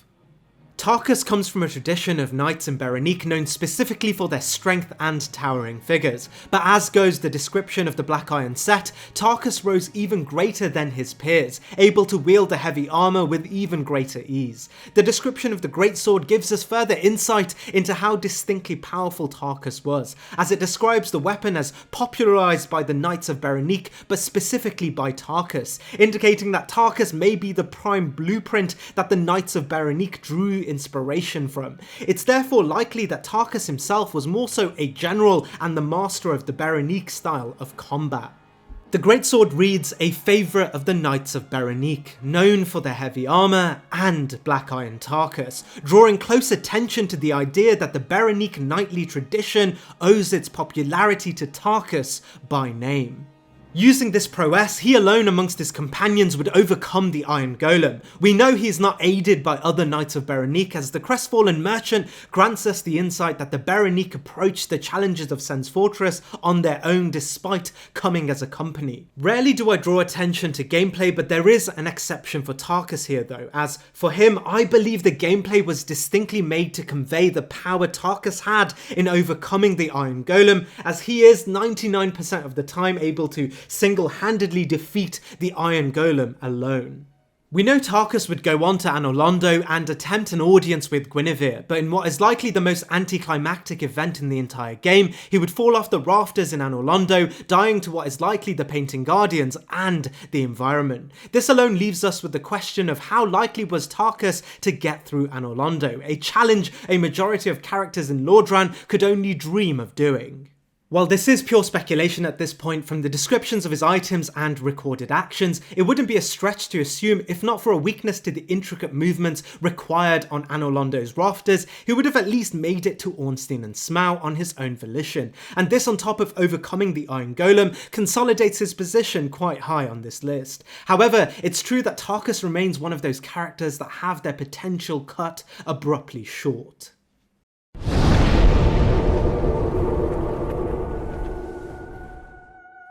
The Darkmoon Knightess's real identity is completely amiss. However, much like many of the other characters on this list, her identity does not matter. She came to Lordran already undead, and instead of seeking the First Flame, she was sidetracked to a lifelong duty with the Darkmoon Covenant and Gwyndolin. While her origins can be suggested to hail from Karim due to her parrying dagger, it's clear she overshadows her own heritage just by how far she made it through Lordran and her association with the Darkmoon Covenant. Appearing in Anor Londo, we can assume she already has passed the trials and tribulations of Sen's Fortress, and even overcame the Iron Golem, as her armour suggests she came not on request, but by her own volition to the Land of the Lords. While the details are up for speculation, she would join the Darkmoon Covenant upon an audience directly with Gwyndolin, suggesting she won a degree of trust seldom seen in the times of the Undead Plague, especially as an undead warrior herself. Her profession as a Darkmoon Blade likely saw countless victories, and considering her location, her victories would be quite notable, as only the greatest warriors would make it past Sen's Fortress. We also know that she would eventually take on the role as a Firekeeper. If we cast our mind back to the other two Firekeepers in the game, from Anastasia to the Fair Lady, we know they are able to upkeep their bonfire on the merit of the humanity that they were supplied. While Anastasia had the benefits of enormous activity at the Firelink Shrine, and the Fair Lady had Quelana and the Chaos Servants to bring her back humanity, one can only ask where the Darkmoon Knightess gathered her humanity that sourced her bonfire. But through deduction, we can assume she did this on her own means as a Darkmoon Blade, killing guilty undeads that trespassed in Anor Londo, meaning her success must have been vast, something further evidenced by the fact that she uses the miracles of the Darkmoon Blade at their highest strength, indicating she rose the ranks of the Darkmoon Blades right to the top, surely on the merit of her ability to kill the guilty. It's not surprising to find she knows Gwyndolin by name and even understands the nature of Anor Londo's illusions, as her rank would make her a close confidant to the last remaining lord in Anor Londo. If we disrupt Gwyndolин's illusion, she greets us at the gates of the palace and fights us for our transgressions, something she seems quite familiar with doing, giving us an insight into how she garnered her reputation as one of the most proficient members of the Darkmoon Covenant, an organisation that acted as the Age of Fire's monopoly on power in Lordran.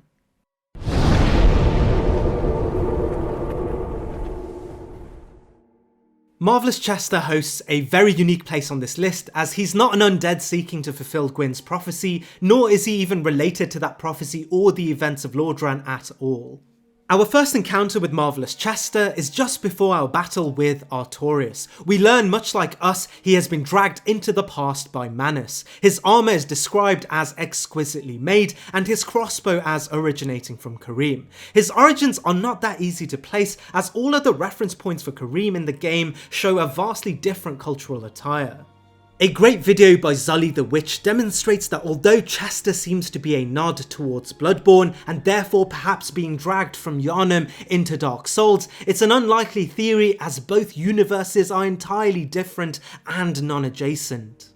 Zully finds instead that we know his design is more so a nod from both From Software's past and present design ideology, sharing from Yharnam but also from Demon Souls Boletaria. Although this does not mean he's from either universe, it reveals the truth that Chester is an amalgamation of past, present and plausibly a character from a culture that could exist in the Dark Souls universe. And as he comes from a section of the timeline in a place where we never get to visit, it's most likely he represents a future version of Karim that took on a Gothic and Victorian archetype.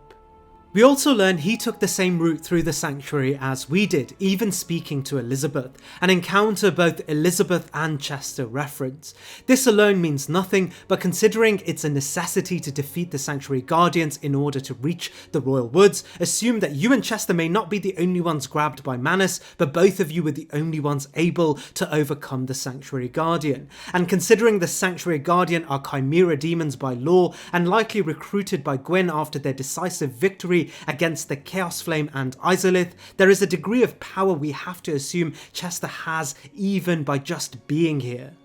We also know that obtaining an heirloom associated with Manus is a prerequisite to beckoning the Father of the Abyss, and while our own journey getting that heirloom in the form of the pendant is not the same as Chester's, it would not be a difficult thing to imagine Chester's own sequence of events leading to Manus as one of a hardened adventurer. While we are not told of Chester's position in his version of Karim, we know from his armour and weaponry that he was a skilled sniper, and his armour specifically paints the image of an aristocrat or potentially a decorated assassin. There isn't much else to say for Chester, but from his inspirations and how he is the only other present human from the future in Ulasil, we can assume he was adjacent to ourselves as a chosen undead and therefore occupies a prestigious position on this list. And as he is referred to as marvellous, this could indicate that he's not only marvellous in his perceived flamboyance of attire, but potentially marvellous due to his achievements from the land of his origins. There is an unspoken story, I'm sure, of Marvellous Chester, one of Karim's greatest and elusive figures that was unstoppable in his ambitions, and eventually it would be his ambition that would catch him in an extremely unique sequence of events that Manus himself would be allured to his presence, bringing him way back to the time of Ulasil. It's on this premise I believe Marvellous Chester ranks here on the list. While not greater than the legendary first class of undead champions who sought the first flame in Lordran, he remains a phenomenon of his own timeline.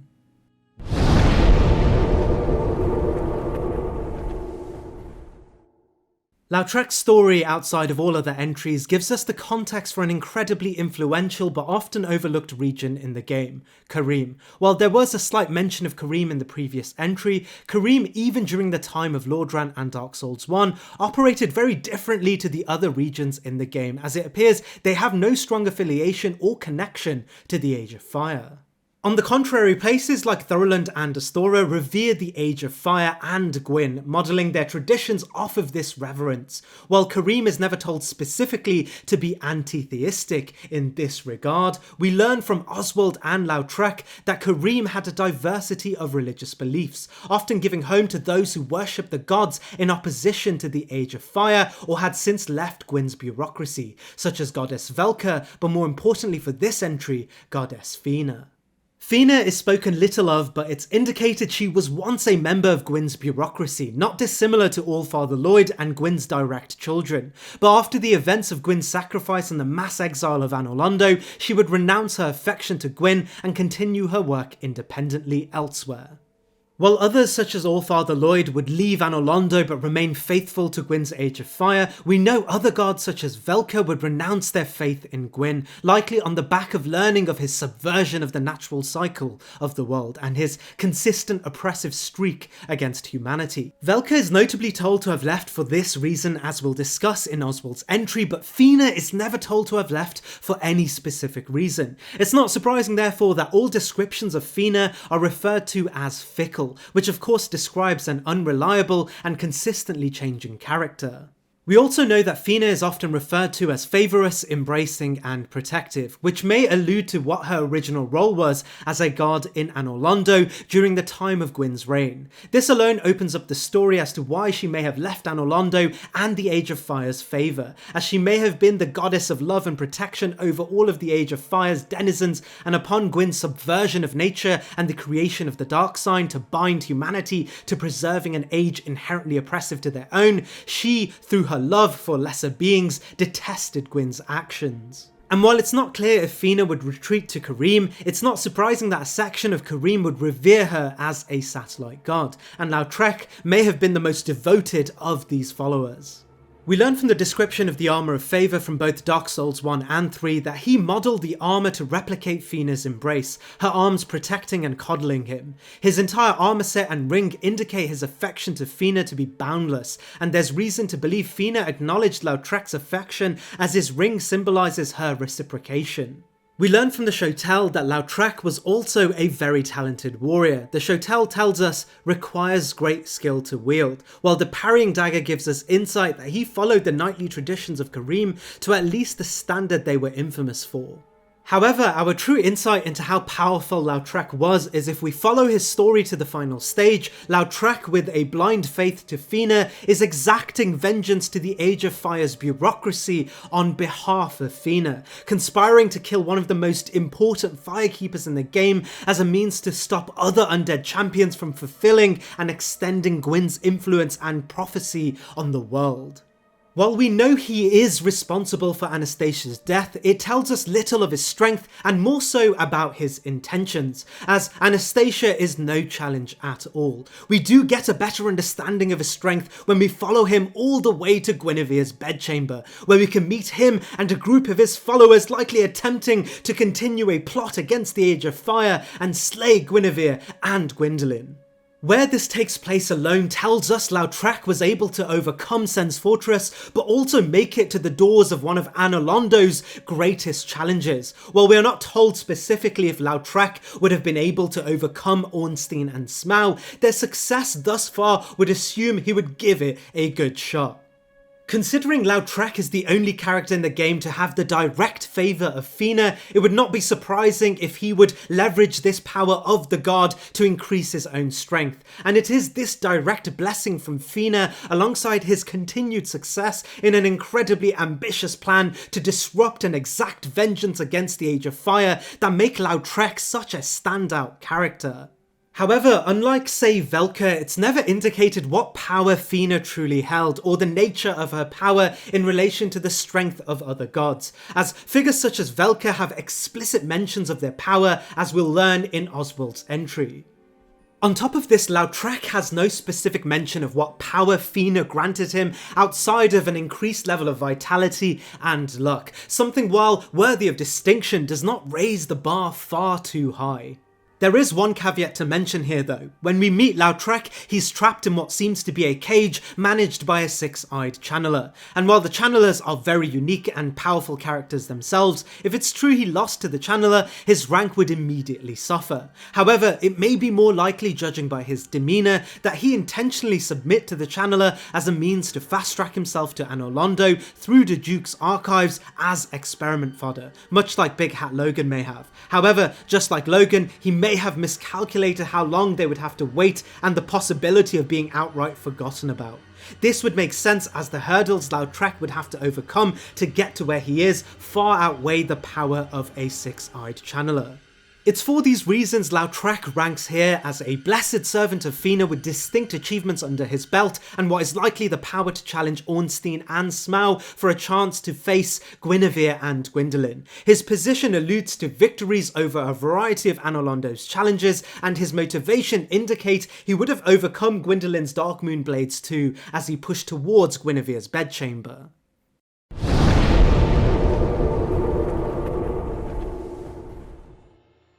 As we have alluded to during the entry of the undead male merchant and Shiva's shadow, there is a land in the Dark Souls universe known for warriors so great they would be tasked with extraterritorial duties of espionage and assassination. The Shiva of the East is, according to the dialogue of Alvina, an incredibly powerful warrior hailing from the East. Her initial skepticism towards him may originate from the fact that he has left the Eastern lands to Lordran for reasons outside of Hollowing, as he shows no signs of such undying curse or willingness to link the First Flame. Knowledgeable on the reputation of the Easterners, especially those of great acclaim, Alvina senses ulterior motives for his time in Lordran. This theory is further credited by the fact that he is accompanied by another Easterner. This of course refers to his shadow, as detailed in their respective earlier entry. Nevertheless, Shiva would eventually prove his worth and heritage as a great warrior to Alvina, and she would have no choice but to recruit him as a captain of the Forest Hunter Covenant, a clan of men dedicated to protect the Great Forest, a further indication of his power, as despite her reservations, she cannot help but assign him this prestigious role on the back of his power alone. Later in the game, we can buy wares from him at the grounds of Blighttown, selling incredibly rare items likely salvaged from his time as a forest hunter, as pillaging the trespassers was a right bestowed by Alvina to all of those in the clan. Shiva's wares indicate he performed his role incredibly well and took down great foes that bear weaponry only attainable through great notable achievements such as slaying demons. Cut dialogue finds that Shiva's story extends further than this, however, as he tells us his main reason of being in Lordran was the search for the Chaos Blade, a weapon described as inheriting the chaotic nature of Quelaag, and a perfect tool to elevate his power as a great leader of the East to that of a legendary warrior of the world. Shiva in many ways inherits a position as one of the most ambitious characters in the game, but equal to his ambition was his power, and unlike most characters, Shiva never dies in his story and traverses Blighttown to the very bottom with relative ease, taking a hold of a top position as a forest hunter and doing so by killing champions from distant lands as per the items in his shop, but also warriors who had gone through Lordran successfully, killing some of its greatest threats only to be stopped by Shiva. It's rare that we find a character in the game this openly formidable and referred to as such by even demigods such as Alvina. The Easterner set recurs throughout the entire trilogy, and it's clear his story, even after our own encounter, carries through the legends of the game, becoming archetypical of the greatness of the Eastern lands. Many characters find their end in Blighttown, and as we leave Shiva unscathed in this place, it's not an exaggeration to believe he did obtain the Chaos Blade on his own accord, as it reappears in all of the other games. In Dark Souls 3, we get an item known as the Easterners, ashes that directly refer to his character from Dark Souls 1 and sell armory of the Great Unislayer and warriors of the Iron Keep, suggesting even the Alon Knights have affiliations to him, elevating Shiva as one of the greatest characters in Dark Souls 1, a character that chose to enter Lordran on their own volition, not out of desperation, but also a character that conquered everything he intended to and even led what can be speculated to be a successful campaign to obtain the Chaos Blade, consolidating his influence in the world hitherto, and testament to the adage that Easterners, when tasked with a duty, have the aptitude to fulfill it regardless of the challenge.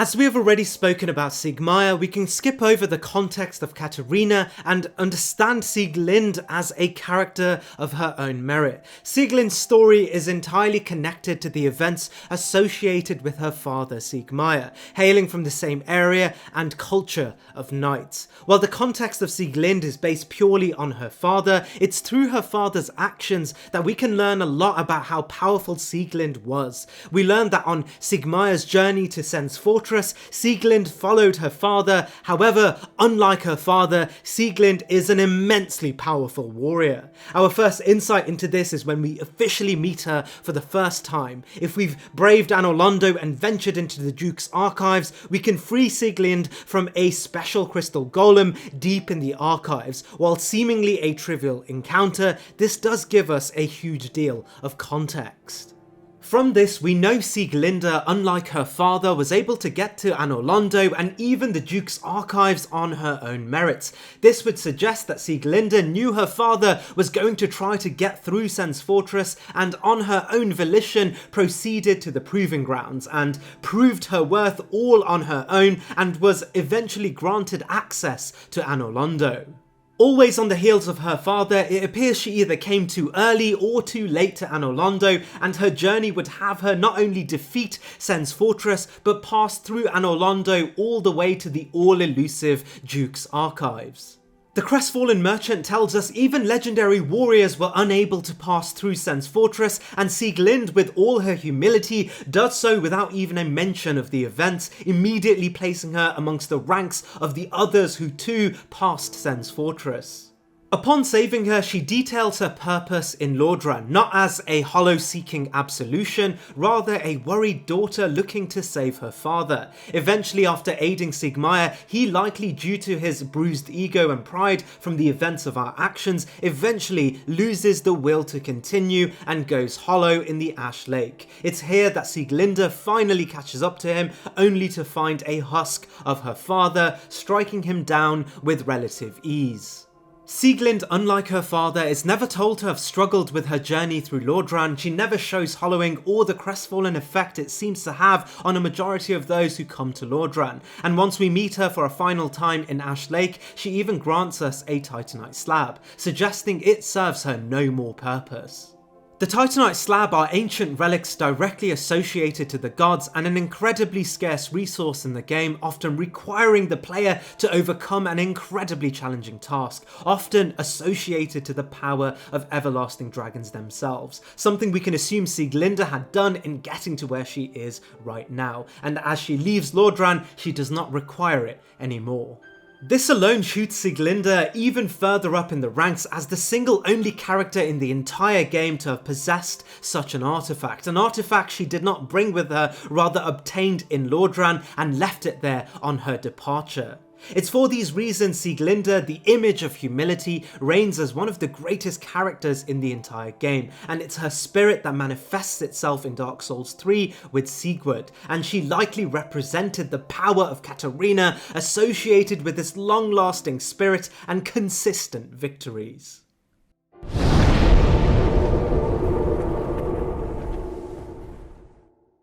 Out of every character in the entire series, Xanthus King Jeremiah stands out as the single most speculative character in the entire game. His character design puts him in so many different places in the game, we can never be entirely sure where he truly came from or what kingdom he ruled over. His pyromancy puts him close to the Witch of Izalith after the events of the Chaos Flame, his armour puts him close to Ulasil and the Yellow Sorcerers, while his crown puts him close to Blighttown and the parasitic Wallhugger. And of course, where we meet him puts him at the heart of the painted world of Ariamis and Velka. Theories regarding his origins are entirely scattered within the Dark Souls community, and for the ranking of his power at the point we meet him, it's not entirely necessary to understand what his story was, as his power is clear based on the spells he's able to cast and where he is when we meet him. Regardless, I'll offer up my speculation on what his story is based on the primary information we get from in-game descriptions and environmental details. It's clear Jeremiah's story starts in Ulasil. His original yellow garbs, as indicated in Dark Souls 3, are the garbs worn by the ancient mystics of Ulasil. It may be that Jeremiah would earn his position as a king here as the presiding governing entity in the entirely peaceful land. It would be, however, the events of Manus and the Abyss that would draw Jeremiah out, where he would eventually find his way to the now mutated Izalith. Carrying an already established affinity to the golden sorceries, he would begin to learn under the post-Chaos Izalith and rise in power to a position where he would make a name for himself as a pyromancer of not just the usual orientation, but one that had the unique ability to command the greatest pyromancy of them all, the Chaos Firestorm, a power directly associated to the initial mutating fire of Izalith's Bed of Chaos. We even know during this period he may have been a peer to the Great Solomon, a master pyromancer directly associated with Quelana. As Dark Souls 3 suggests through the dialogue Cornix gives us, that the use of the Chaos Firestorm was pioneered by Solomon, and it's Jeremiah's use of the spell and where he sits in the timeline that could make them peers, or even more speculatively, the same person. Eventually, however, the events of Gwyn's attack on Izalith would begin the Great War against the Chaos Flame, and it would ravage Izalith and push it into the corners of Lordran. It's in this war that Jeremiah would eventually be captured and thrown into the painted world of Ariamis, as a being that harboured a power far too inherently powerful against Gwyn's order, joining other exiled powers and granting him the title of an exiled king, a once reigning ruler of a land wholly associated to Gwyn's Age of Fire in Ulasil, to the cesspit for all things sinful towards the Age of Fire. I appreciate the above story is purely speculative, as is every other theory about Jeremiah, but the incoherent and scattered story does offer the chance to choose how we picture Jeremiah's story while being unable to pinpoint canonically what it actually looked like. What we can say for certain is that he did become so powerful in the art of chaos pyromancy that Gwyn himself would, as he did all other inhabitants of Ariamis, command his exile to the painted world. It's under this premise that Jeremiah, an Ulasil mystic turned one of the greatest pyromancers, lands here on the list.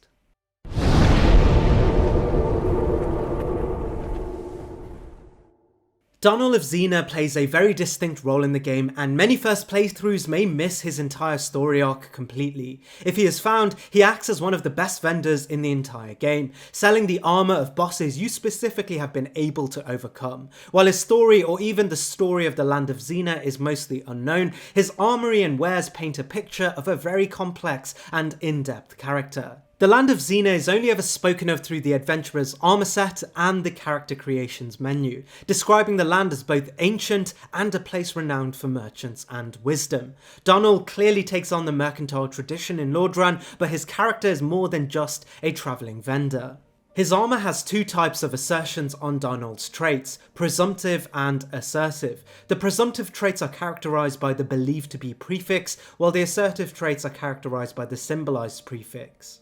The presumptive traits tell us of wisdom and glory, both traits associated with those who come from Xena, while the assertive traits tell us he was a vanquisher and explorer, both traits we can verify through in-game cues. This suggests that Donal has made a stronger name for himself as a vanquisher and explorer through his independent actions, while his affiliations with Xena indicate he may also be of wisdom and glory, but both are unverified by his recorded actions.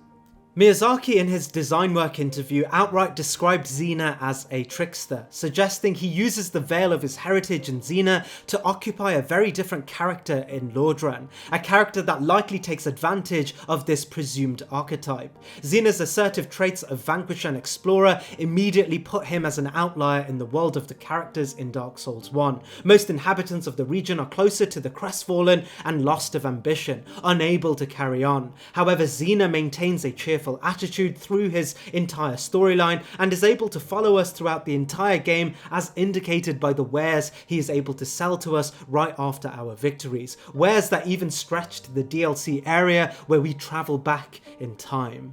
As he can even sell us Gwyn's armor set, he's the only character outside yourself and Solaire that is able to make it to the Kiln of the First Flame. But the question remains, how did he do so? And does it have something to do with his title as a vanquisher? We find out it most likely does, as we learn he is profoundly knowledgeable about traversing various parts of Lordran even before we have set foot in the area. He can give us information about the catacombs regarding divine weaponry and skeleton mobs, while also giving information around the extremely elusive ancient dragon in Ash Lake. This would suggest Donal, already familiar with the territory, has traversed and vanquished many of their challenges already, something we can verify by testing his theories as being completely true and massively helpful. It's not difficult therefore to imagine how Donal was able to follow our character through a majority of the game and pick up on our leftovers to sell back to us in a wide array of wares, which also gives us context around why he gives us information about traversing Lordran, so that when we defeat bosses he can pick up our leftovers. This also gives us context as to why Miyazaki refers to him as a trickster and a pragmatist. Don't be misled though, as he doesn't entirely rely on the main protagonist to find his way around Lordran, as his weapons and initial selection of wares suggest he alone was able to go in and out of the Duke's archives in Anor Londo and obtain fully realised crystal weaponry. Items, even according to the lore, were locked to the archives itself. In the design work interview, Miyazaki even suggests that Donal was supposed to use the weapon Avalyn, the triple crossbow, an item associated with the archives and Idus. An interesting tidbit on Donald's armour tells us that he equips a Crystal Shield +5, and as we can find out, Crystal Armoury is unupgradable by anyone in the game, and it may also show an affiliation between legendary craftsman Idus and Donal, adding a further level of depth to his skill and influence, and context as to how Donal has survived this long in Lordran, successfully maintaining his wits. YouTuber Hawkshaw created a really great video on Donal, which paints the picture of him being a potential member of the occult plot against the gods. His knowledge of the Gravelord, curses, the occult, and also the extremely elusive Ash Lake point towards this.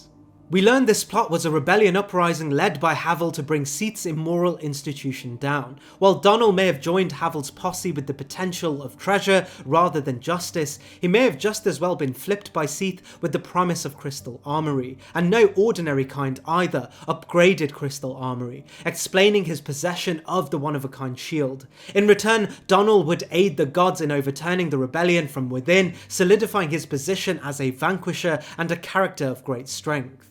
With all this being said, it's clear Donal is a character with much greater depth than meets the eye, and while I will be using a majority of my theories on Donal as a means to rank him here on the list, the consensus on the specifics of his actions are still somewhat subjective. But what is not subjective are the facts that he is in Lordran not as a desperate undead lost without ambition, but a vanquisher and explorer who has tested his mettle in the land and never lost, always coming out on top and even sharing the tactics he used to achieve it. Following us to the very end of the game, Donal assumes this position on the list.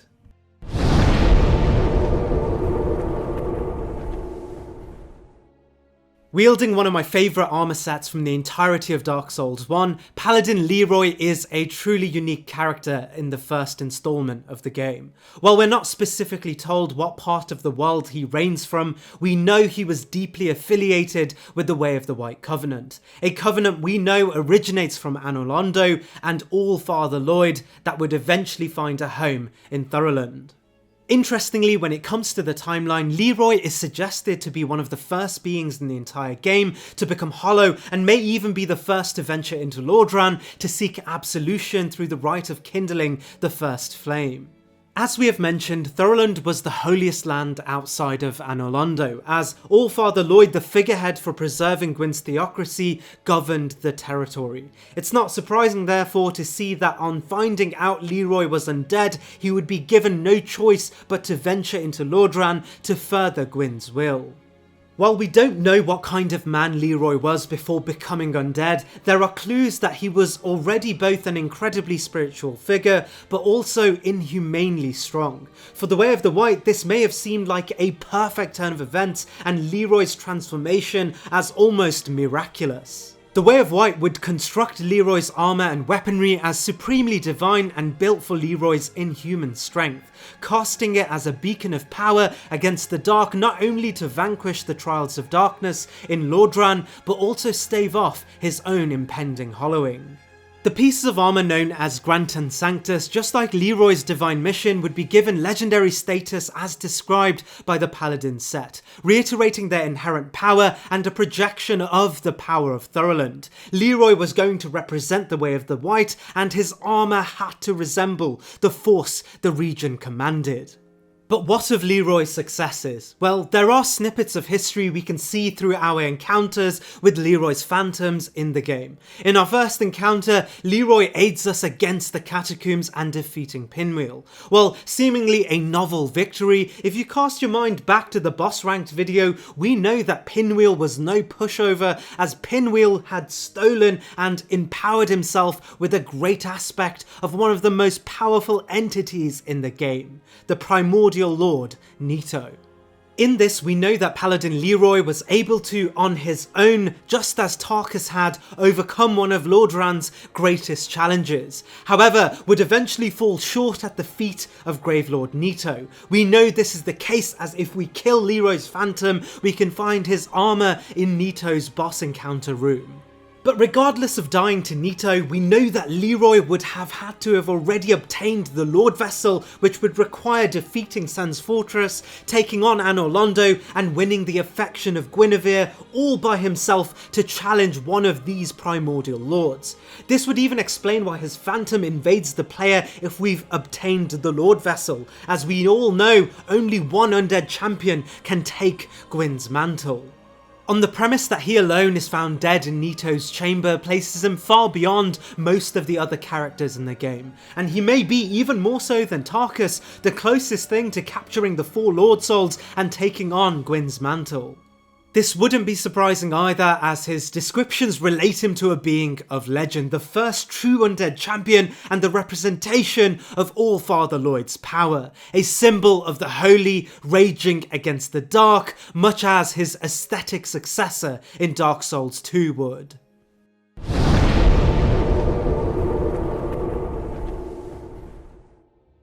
The Knight Kirk is an interesting character that even Miyazaki couldn't help but speak deeply about during interviews. As unique as his aesthetic is, his lore is something we encounter many times in Dark Souls. Although his background is entirely subjective, we get 2 defining clues as to his purpose and his origins in Lordran. According to his armour, he is referred initially as an infamous Darkwraith, who was specifically murderous during his tenure. Darkwraiths in Dark Souls are the beings that originated in New Londo and took up arms with the 4 kings in order to rebel against the Age of Fire on the advice of Karth. Karth, illuminating the humans about humanity as born from the Dark Soul, would teach the art of life drain in order to invade and kill as many agents of the Age of Fire as possible to accumulate their humanity and inflate their own Dark Soul, which, as we learn from the final game, is the antithesis to the fiery Lord Souls that fueled Gwyn's era, and the predicated material condition to overthrowing his ruling order.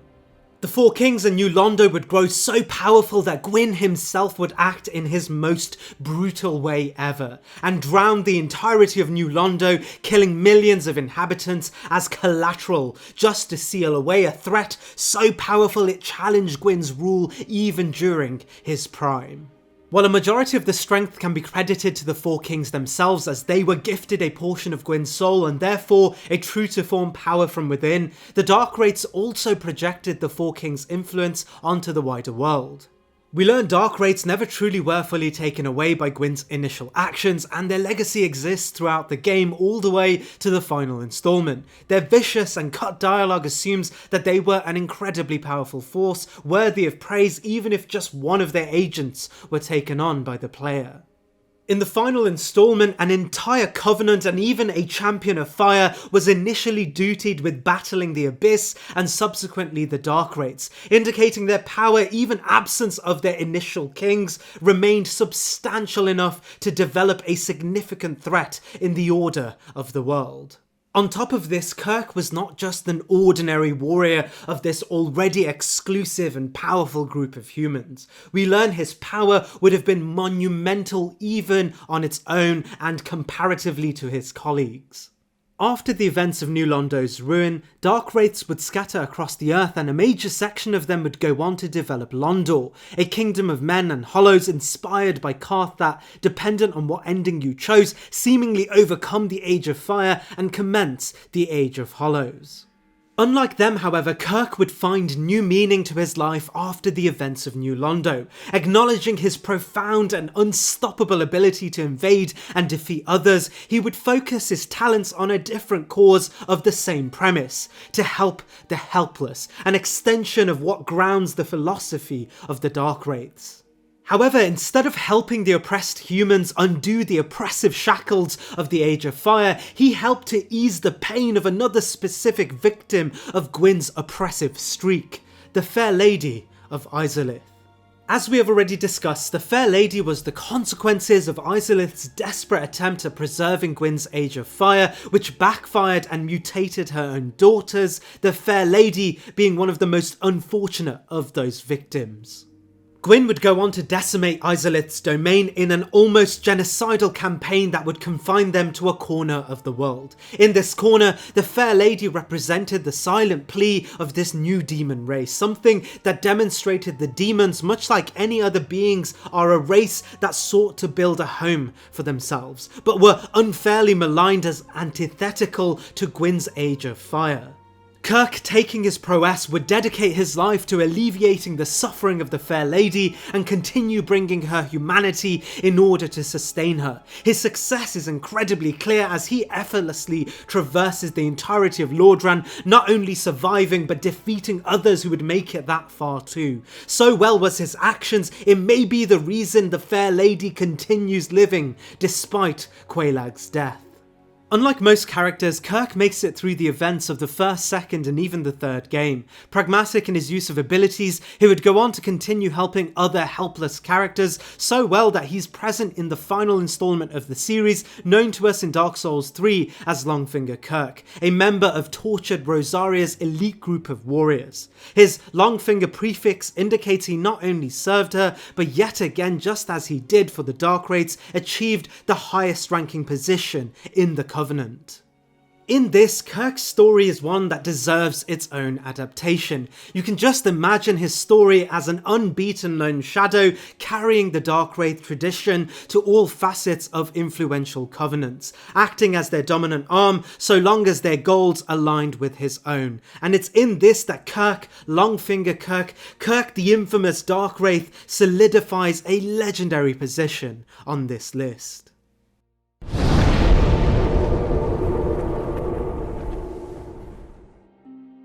Oswald's backstory is a complete mystery. He reveals very little of himself and no character bears direct relation to him, nor do they ever mention him. Found atop what is likely most players' first spell of awakening, he's referenced immediately as a pardoner and associated deeply with goddess Velka. Selling the spell comic justice indicated to be directly associated with Velka, Oswald is the only character in the game that can share the all-elusive Velka-based spell.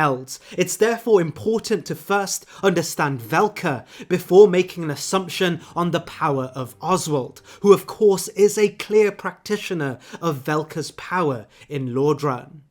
According to the Book of Guilty, we are told Velka, much like Allfather Lloyd, was a distinguished member of Gwyn's bureaucracy in Anor Londo. While Allfather Lloyd was responsible for the preservation of Gwyn's theocracy, the spell Comic Justice tells us Velka was responsible in defining sin and according punishment. In this sense, Velka represented Anor Londo's judiciary.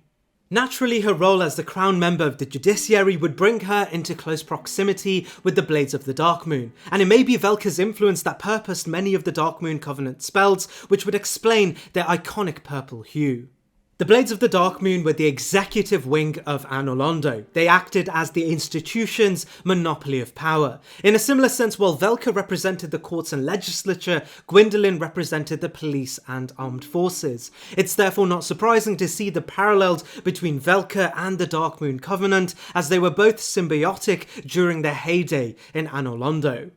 While it's told that Velka was responsible only for the definement and recording of sin, and the Blades of the Darkmoon the tool used to exact punishment, don't be mistaken and assume Velka was any less powerful than the Blades of the Darkmoon, or even Gwyndolin herself. As we learn on Gwyn's self-sacrifice to preserve the First Flame, Velka, despite her previous affiliations, detested Gwyn's actions as inherently sinful, as it disrupted the natural order of the world. And it's because of her rejection of Gwyn that Velka would eventually be referred to as a rogue, a heretic, but also a great and disruptive power in the realm of the gods, as per the Vow of Silence item description. It's in these moments that Velka would leave Anor Londo's bureaucracy and ally herself with those in opposition to Gwyn's Age of Fire, namely in the Painted World of Ariamis, an alternative realm used to seal away characters, creatures, and artifacts that threatened the Age of Fire and the very gods. Velka during her premiership would garner a huge collection of followers. These followers would reside in two forms. Some would remain in the waking world, continuing her efforts alongside Gwyndolin. Others would follow her to the Painted World of Ariamis, where the domain would be influenced heavily by her presence. While it's unclear what Velka did in the Painted World, it can be assumed that she, feeling as though Gwyn deserved punishment due to his sinful actions, began to ally herself with the very place that hosted the power to truly bring down the very gods. Here she would win their affection by championing for their right to exist, and monuments would be built in her image throughout the area. Just on the notion that she was revered by some of the greatest powers in the game, such as Priscilla, are an important mark on her overall power. Eventually, in Ariamis, a crucial change would begin to happen to Velka's image, from one that solely cast judgment to punish, to one that welcomed the judged for absolution, a concept represented by her image in later installments as a mother reaching out below her. While Velka's story of existing as a shadow against the Age of Fire carries through in later installments of the game, her influence was immediately potent even in Lordran after her self-imposed exile, as during this time Velka would enrich her followers with the power of the occult, an enchantment that is described as used to hunt the gods and is effective against their following and kin. While many of the followers existed within the confines of the Painted World, one of her greatest warriors remained in Lordran to continue her original duty of overseeing the sinful in the land of the lords and etching her influence beyond the painting. This, of course, is Oswald.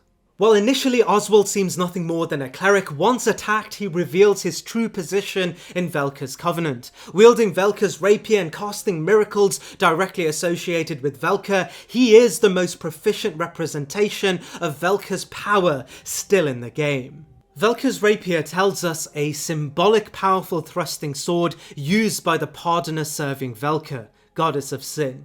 It's no mere symbol to be sure. The Pardoner is an inhuman swordsman and wields this enchanted blade with special sword technique, indicating that Oswald may not have just been a high-ranking member of Velka's Covenant, but potentially her singular Pardoner, one that Velka trusted to cast pardoning to the guilty, someone who would have won a great deal of respect from Velka to be granted the ability to absolve those of guilt on behalf of her in her absence.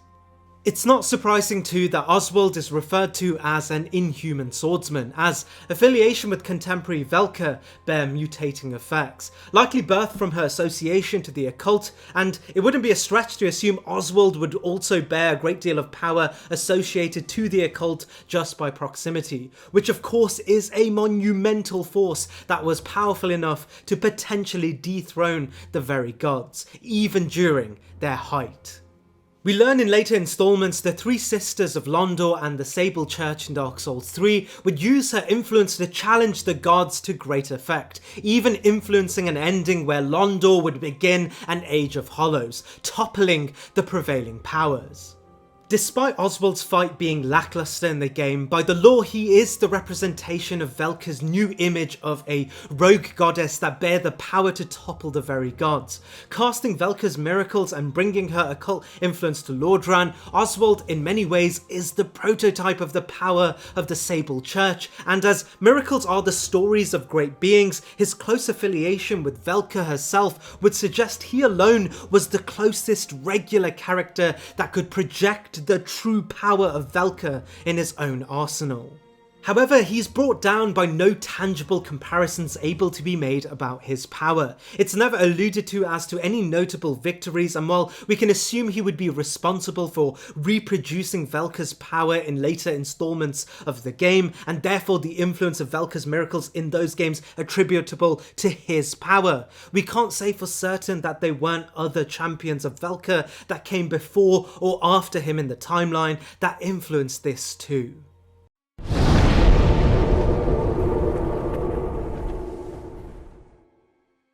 This next entry details the story of a character that even those unfamiliar with the Souls franchise will be familiar with. Solaire's lore doesn't even begin to scratch the surface of his influence and impact in the game and the wider philosophy of Dark Souls, and if you want a really in-depth understanding of this gentle titan, I made a video going over this previously.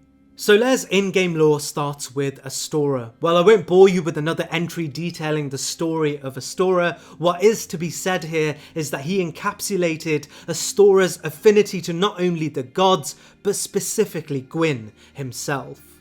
So close was Solaire's affinity with Gwyn, the Sunlight Talisman, a item unique to Solaire, refers to Solaire as the Knight of Sunlight, a homage to Gwyn's own title as the Lord of Sunlight. His armour even tells us that he obtained this closeness not only on his unwavering faith, but his incredible prowess from rigorous training alone.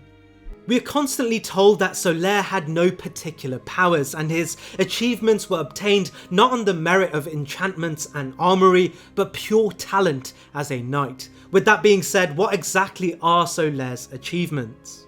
While it's not detailed what campaign Solaire would win to father the reputation as the one-of-a-kind Knight of Sunlight, we can assume the distinctive title required distinctive victories, and assuming this was a society that had an expansive hierarchy of knights as suggested by the Elite Knight set, we can only assume they were incredibly grand.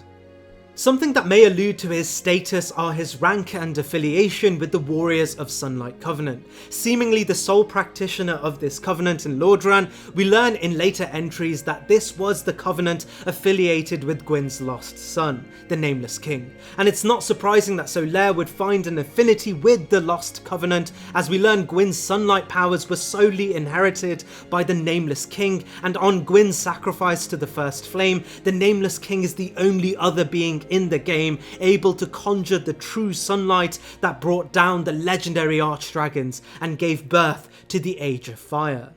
It's never explained if Solaire knows who the Nameless King is or who the figure on the Sunlight Covenant is depicting, but he does, true to form, sense its closeness to the sun and therefore draws himself closer without hesitation. This closeness is unique to Solaire, and it explains why he's able to conjure the extremely powerful lightning spears, as if you cast your mind back, it is through this covenant that we're able to be granted Gwyn's Sunlight Spear and the Great Lightning Spear, and as Solaire heads the operation in Lordran, we can with confidence assume he knows how to hurl a lightning bolt better than any other character in the game, channeling the power of the Nameless King himself eons before we even learn of his existence.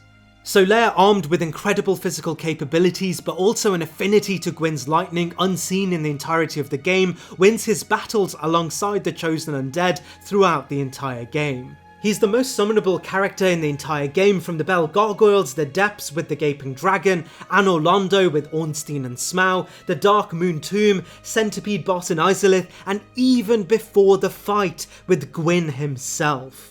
Solaire stands as possibly the only other character in the entire game that demonstrates enough power to become a true chosen undead parallel to our own protagonist. But as we all know by now, his life is cut short by his own blind faith to the Age of Fire, only to be drawn into a frenzy and eventually hollow in Izalith.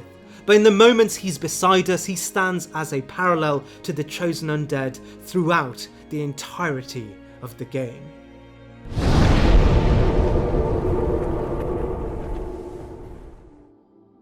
As what is likely the most unique placement on this list, the Stone Dragon, unlike other more esoteric characters such as Alvina and the Primordial Serpents, harbours a place in the lore shrouded in as much mystery as it is power.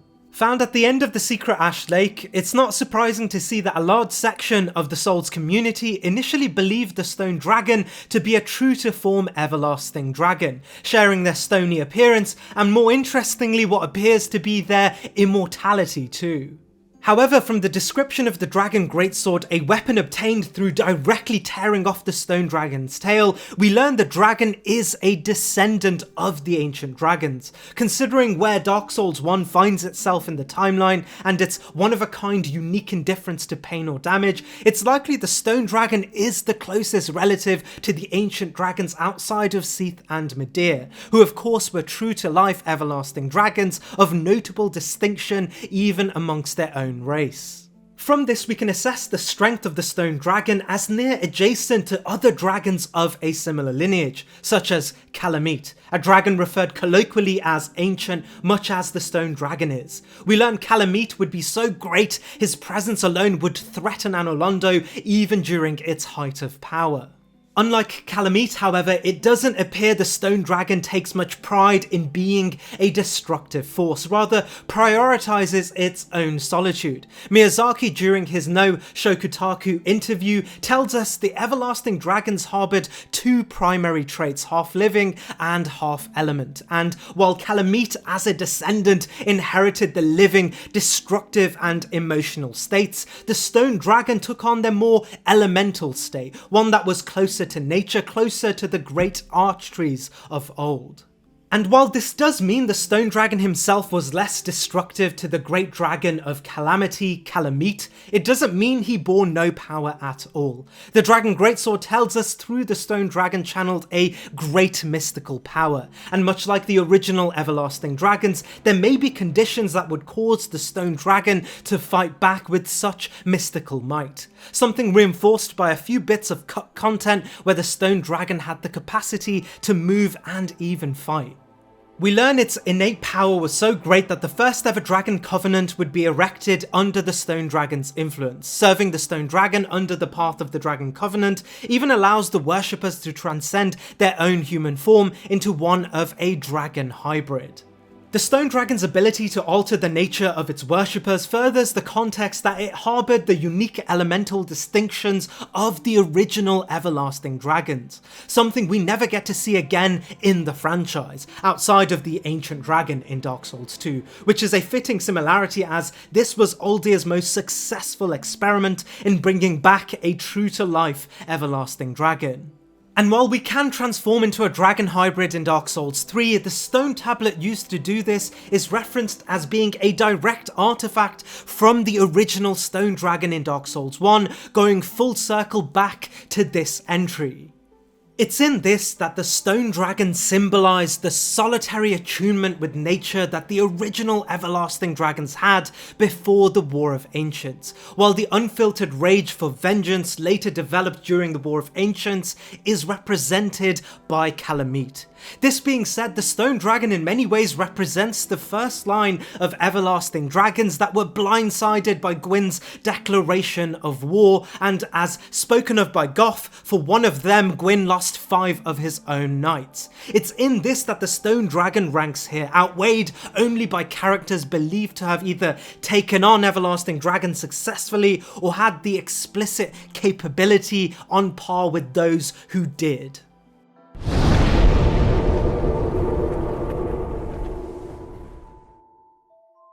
As discussed in passing during Grigg's entry on this list, Big Hat Logan is the Dragon School and subsequently Vinheim's greatest figure. Although little is known of Logan's past, we are introduced to his story through legends of his time at the Dragon School. We learn Logan rose the ranks of the school at record pace and even secured his position at their royal court.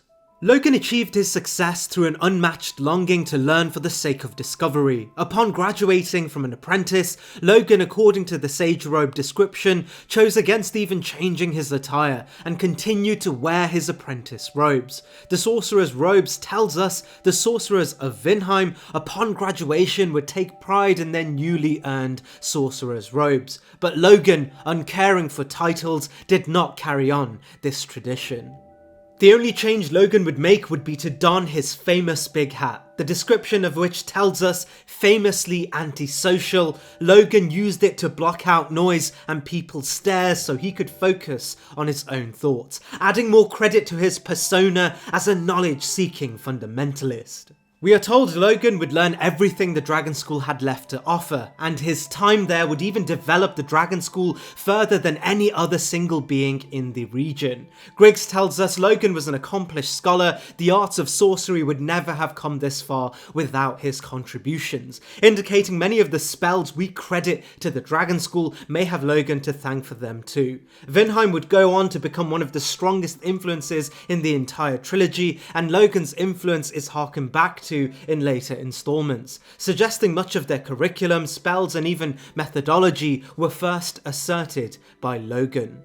While Logan's time at the Dragon School was short, he had already accomplished such great feats that people such as Rickett and even the crestfallen merchant and warrior, people from vastly different regions of the world, could recall legendary tales of his influence and power. Some would even refer to Logan adjacent to the very gods. The Soul Spear tells us Logan projected power akin to even Gwyn's lightning. This of course is a fitting description, as Logan himself is referred to as atheistic and skeptical of the power of gods, asserting humanity bear the fundamentals to challenge their place in the hierarchy of the world, a tradition that would echo throughout the game, specifically in his spiritual successors, such as Osiris in Dark Souls 3. And as the plague of the undead was beginning to emerge, Logan would leave the Dragon School on the mission to further his knowledge from the birthplace of sorcery itself and the namesake of the Vinheim institution, the Great Pale Drake Seath. It's on this journey that we first encounter Big Hat Logan, seemingly at a loss, trapped in a cage in Sen's Fortress. While this may come as a surprise to those familiar with Logan's power, the description of the cage key alludes to the idea that Logan, being as intelligent as he was, intentionally chose to be captured on the premise he would be taken directly to Seath's archive as experiment fodder. Unfortunately for Logan, it appears he failed to account for the fact that he may have been altogether forgotten by Seath's servants and would remain in the cage indefinitely. Thankfully for him, we can release Logan, and once released, he's able to make his way to the archives all on his own, adding further credit to the notion that he intentionally gave himself up and did in fact have the power to overcome Sen's Fortress on his own. And it's his time in the archives that helps us truly understand the power of Big Hat Logan. While in the institution, he takes residence in the archives and teaches himself Seath's work on sorcery, and even begins to understand the property of crystals in his own work, reinforcing his spells with this crystal property. The Crystal Soul Spear tells us his ability to reinforce his spells with crystals elevated it to a place on par with the armaments of the ancient lords. The difference between this and the Soul Spear is that while the Soul Spear tells us is said to be on par with Gwyn's lightning, the Crystal Soul Spear is without a doubt on par with it. Logan's endeavours would eventually culminate into the perfect spell and a symbol to indicate he himself rose to the rank of the gods, this of course being the White Dragon Breath spells, described as a replication of the power of ancient dragons and the raw strength of Seath the Scaleless. While Logan would succumb to the madness associated with the power of crystals and Seath, he would live on through his idea, the idea that humans bear the power to reach godhood. It's not surprising therefore to find that the entirety of the spellcasting tradition were underpinned by Logan henceforth. The greatest spellcasters all share Logan's ideals and even bear aesthetic similarities to him. Considering eons would pass between Dark Souls 1 and 3, his successors in the form of the Preacher Twins, aka the Crystal Sages, Osiris the Consumed King, and even the Governing Scholars of Lothric all show this to be true. It's not surprising that Logan is the most referenced character in the series. Even before we meet him, he's known as a legendary figure, and upon his discovery of crystal spells, he confidently solidifies his position even amongst the gods. When we cast faith-based spells in the game, we are essentially retelling the stories of Gwyn's power, for he was its primary source. In a similar fashion, Logan conceptualized the ability to cast crystal sorcery for humans. Whenever we cast this spell, we are essentially calling upon Logan's methodology, and this second-hand execution of an aspect of Logan's mind would bolster humans to godly heights even after his death. So imagine what kind of power Logan, the mind that truly understood the functions of crystal sorcery, could do firsthand. Logan confidently finds his position here on the list. Not as a successful scholar, but a man that saw the power of the gods not as a subject of fear, but a goal to achieve. And achieve he did.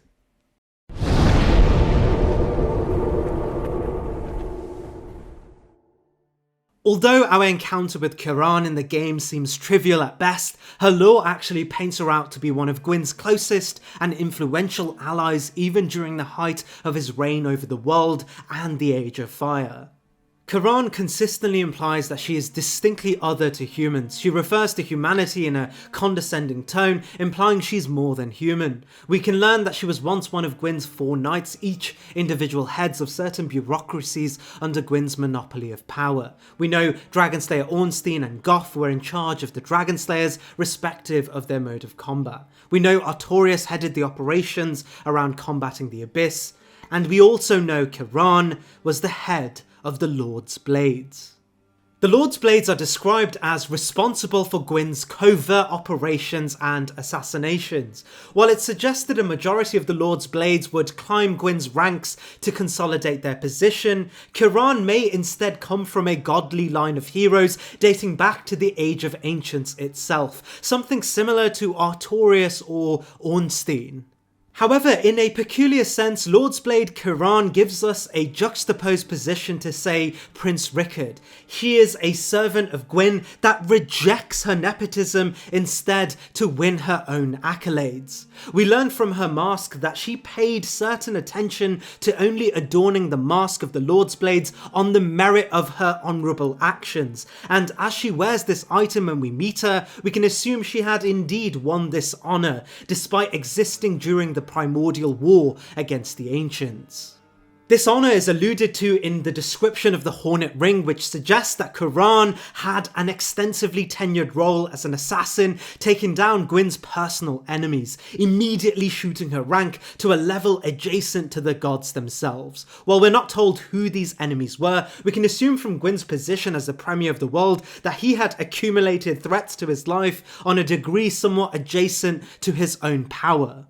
And while it's not told if she was a descendant of Gwyn or the gods, she occupies a space reserved for those gods, not dissimilar to Gwyn's direct descendant Gwyndolin, who of course heads the Darkmoon Blades, a position not dissimilar to Kiran's.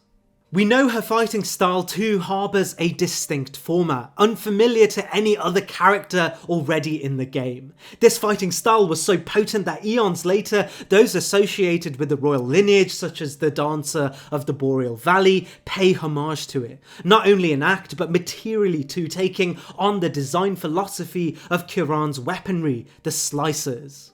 While the stories of Gwyn's Age of Fire are reduced to pinnacle moments, there is a rich history under all of this that consolidates how Gwyn was able to galvanise the entire world under his rule. And within those stories are the covert operations of the Lord's Blades, the assassinations of rogue warlords, the destruction of the elements of the dark, and even the destruction of certain aspects of the Chaos Flame.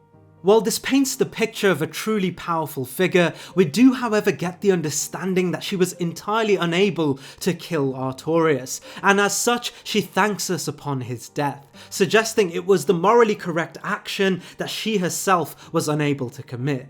However, it may also be likely that she did have the facilities to defeat Artorias, but as context from Goff and her dialogue suggest, she may have had strong feelings for Artorias and emotionally could not engage in the act itself.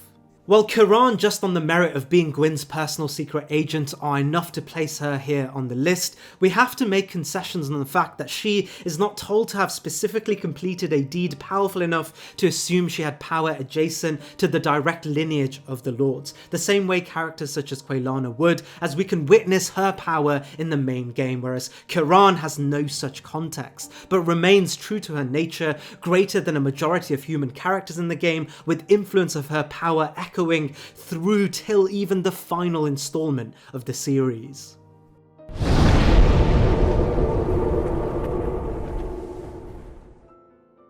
One of the greatest missed opportunities from my last video regarding the bosses ranked by lore was the chance to speak on Hawkeye Goff, for he is explicitly one of the most openly powerful characters in the entire game. Found only once when we travel back to the past, we can find Goff alone atop a watchtower over Ulasil. A friendly face, he greets us and thanks us for dispatching his former colleague, Artorias, upon the abyss taking a hold of him.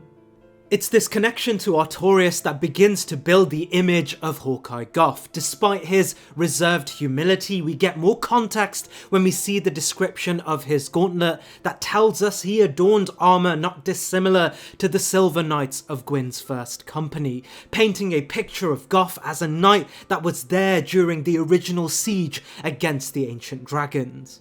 The role he played is further contextualised by his bow. In this we are told this bow is larger than those used by the famed dragon slayers. Only their leader Goff had the strength to handle it, alluding to Goff as not only a bowman from the Age of Ancients, but one that was so proficient at his duty that he did not only live through it, but was bestowed the highest rank amongst the tribe of dragon slayers, some of which would go into the history of the franchise as the most revolutionary forces in the game. Goff's armour even tells us armour donned by Goff since his days as a dragon slayer. The medallion bequeathed by the Lord himself and the dragonbone pauldrons are symbols of the highest honours, telling us not only did he carve a position amongst the dragon slayers as a leader, he also found specific commendations from Gwyn himself for his efforts that are explicitly stated to have granted him the highest honours. When we consider these accolades were gained on the virtue of slaying true everlasting dragons, it's hard to properly accept how powerful Goff truly was. Everlasting dragons were such a great force that it took the combined power of 3 Lord Souls, and as per the events of the Ring City tells us, the power of the furtive pygmy combined to defeat it.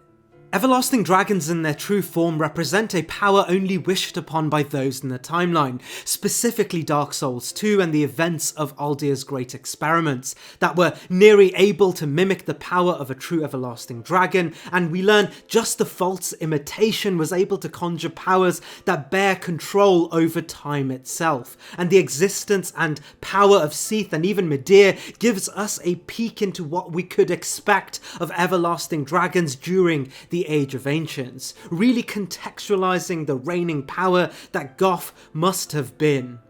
Of course, we don't really meet Prime Goff as he is aged, but if we progress his story, we learn his talents have remained, and even while blind, he's able to ground Black Dragon Calamite, a dragon openly suggested as being so great that Anor Londo itself feared aggravating it, despite it terrorising one of its closest domains. Despite his humility, Hawkeye Goff reminds us why Dark Souls 1 is such a great installment in the trilogy, as in retrospect we visit a world of primordial beings in history, beings that exist as mythology in later installments, but reality in this first installment. Remaining gentle and with humility, the leader of Gwyn's Dragonslayers ranks here on the list, a true giant that could have easily stood toe-to-toe to the greatest beings even in the boss ranking list.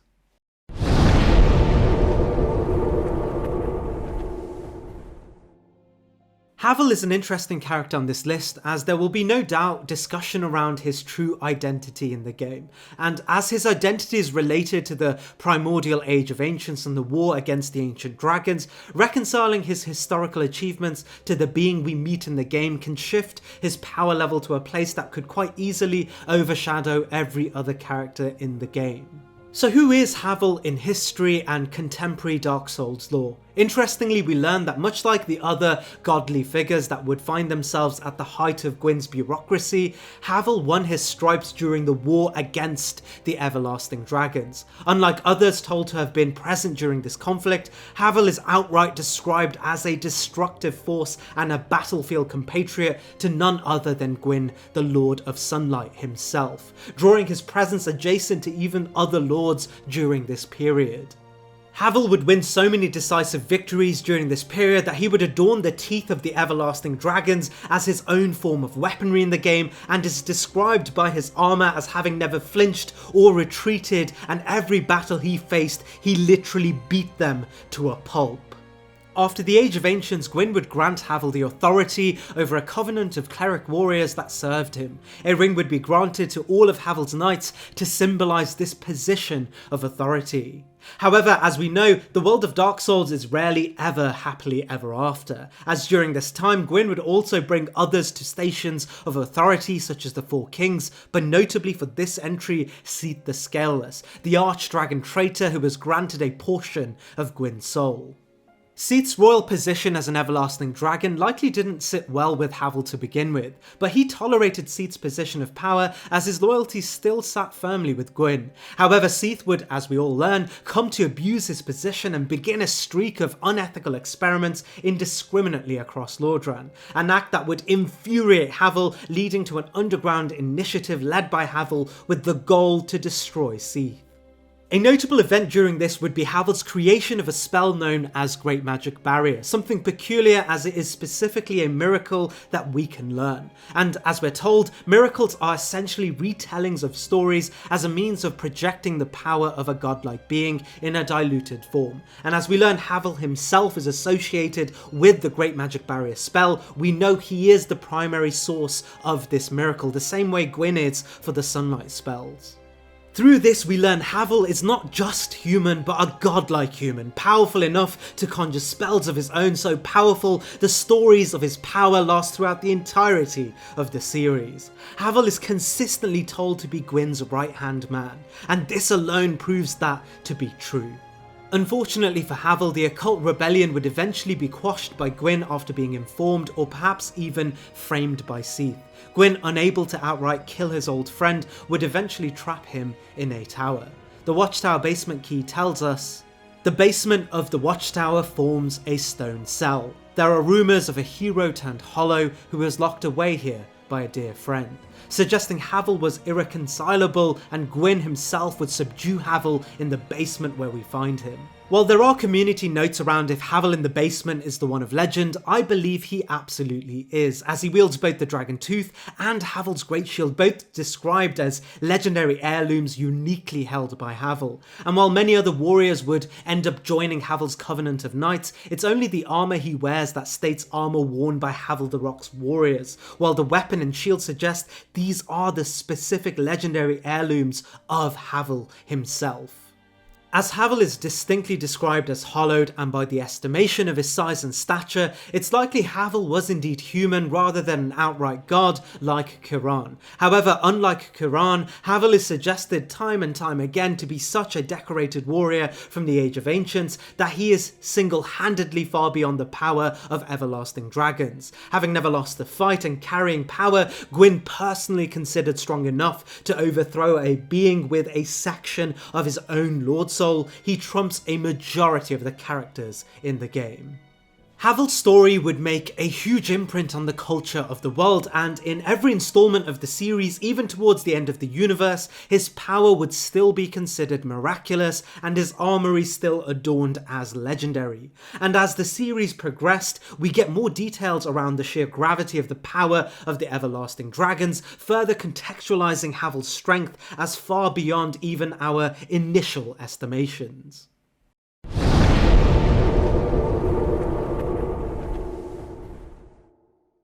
Before I speak on our number one position, there is a quick elephant in the room I'll address. There is another NPC character that ties into this final position. This of course being the unnamed daughter of Izalith we fight before the Bed of Chaos. Much of her merit stands close to Quelana and is potentially just below Quelana. These are for reasons associated to the grand narrative of pyromancy, details that we will go into shortly.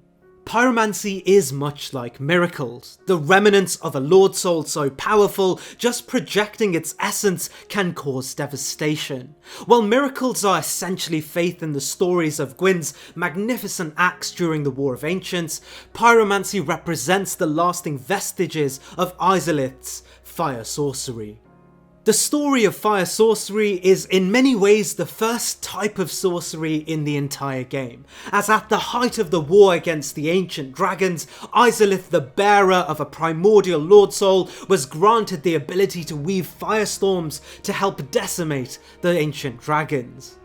And while the Witch of Izalith was able to manipulate fire with her bare hands, her kin, notably her daughters, were only able to channel this power through their catalyst. Our first sight of catalysts are in the opening cutscene, where we can watch Izalith's coven of witches casting fire through long scepters. And it would not be a stretch to assume the concept of channeling the power of the gods through catalysts originated here and were appropriated in other forms later on, in places such as the Dragon School with staffs and chimes. The primordial power of fire sorcery is only ever referred to as being controlled by Izalith's daughters and a very peculiar demon fire sage, an interesting feature in my bosses ranked video. In this we learn, much like Havel, Izalith's daughters were at the forefront of defeating the everlasting dragons.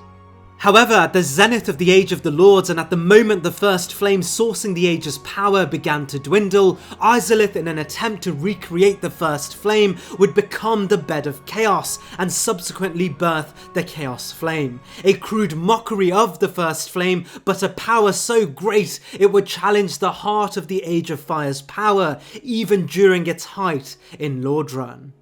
This action would mutate a large majority of Lordran, including her own followers, residents, and even children. While the severity of the mutations would differ between each affected, Quelana would escape with what seems to be all of her faculties. However, the Quelana we meet seems to have lost her catalyst or has done away with the tool, as the Izalith she once channeled her fire sorcery from was no longer the same being. In her place was a very different source of power, the Chaos Flame. From the description of the pyromancy flame, we learn Quelana is referred to as the mother of pyromancy, likely derived from Quelana's intention to imitate the power of fire sorcery from the Bed of Chaos in the absence of her mother's previous form. In the place of catalysts, Quelana would utilise a pyromancy flame, an aspect of the Bed of Chaos brought down to be, according to its description, nurtured, often for an entire lifetime, and shared to others. Through a self-imposed exile, Quelana would leave the now mutated Izalith and her deformed siblings for the depths of Blighttown, watching over its entrance, unable to overcome her survivor's guilt. We learn at some point she would encounter a man named Solomon. While their encounter is not accounted for in detail, we learn he would demonstrate enough strength that she would share the flame with him and bring him to a level of mastery over the flame. Solomon would go on to popularise the art of pyromancy in the Great Swamp, a story you can revisit in Laurentius's entry. The most pertinent section of this story is that Quelana was the greatest living practitioner of pyromancy, having birthed the power to channel the bed of chaos, a power so great it would be echoed throughout the entire franchise to the literal end of the world. The description of the Great Chaos Fireball tells us that it replicated the very fire that mutated the entirety of Izalith's domain and Izalith herself, a primordial lord. While the Chaos Fire Whip specifically notes that Quelana is responsible for this replication of power. When we use pyromancy in games since Dark Souls 1, in many ways it's a replication of a replication. As it's suggested, Solomon is responsible for granting the human world the art of pyromancy taught directly to him by Quelana, indicating Quelana hosts the greatest level of proficiency with this art in the entire series, an art that would go on to bring kingdoms to the ground and platform some of the most notable figures in the entire series. It's for this reason Quelana is the rawest form of the power of pyromancy and the sole medium between the lost art of fire sorcery and humanity's wish to rekindle this power, granting her a position here on the list, a figure of legend comparable somewhat to Big Hat Logan, but much greater as she directly descends from a primordial lord. Undoubtedly too, there are stories of the distinct achievements of each Izalith daughter during the Age of Ancients. However, it would be the story of Izalith's destruction that would overshadow any such accolades in modern history. Quelana, a direct descendant of a god, directly accountable to the destruction of the everlasting dragons and the being responsible for the art of pyromancy during a time the Chaos Flame were at the height of power, trumps even Havel for this prestigious position on this list.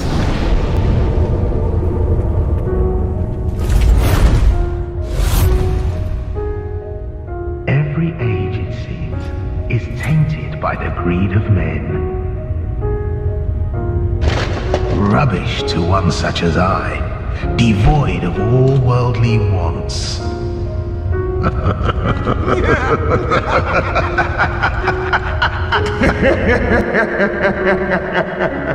A fine dark soul to you.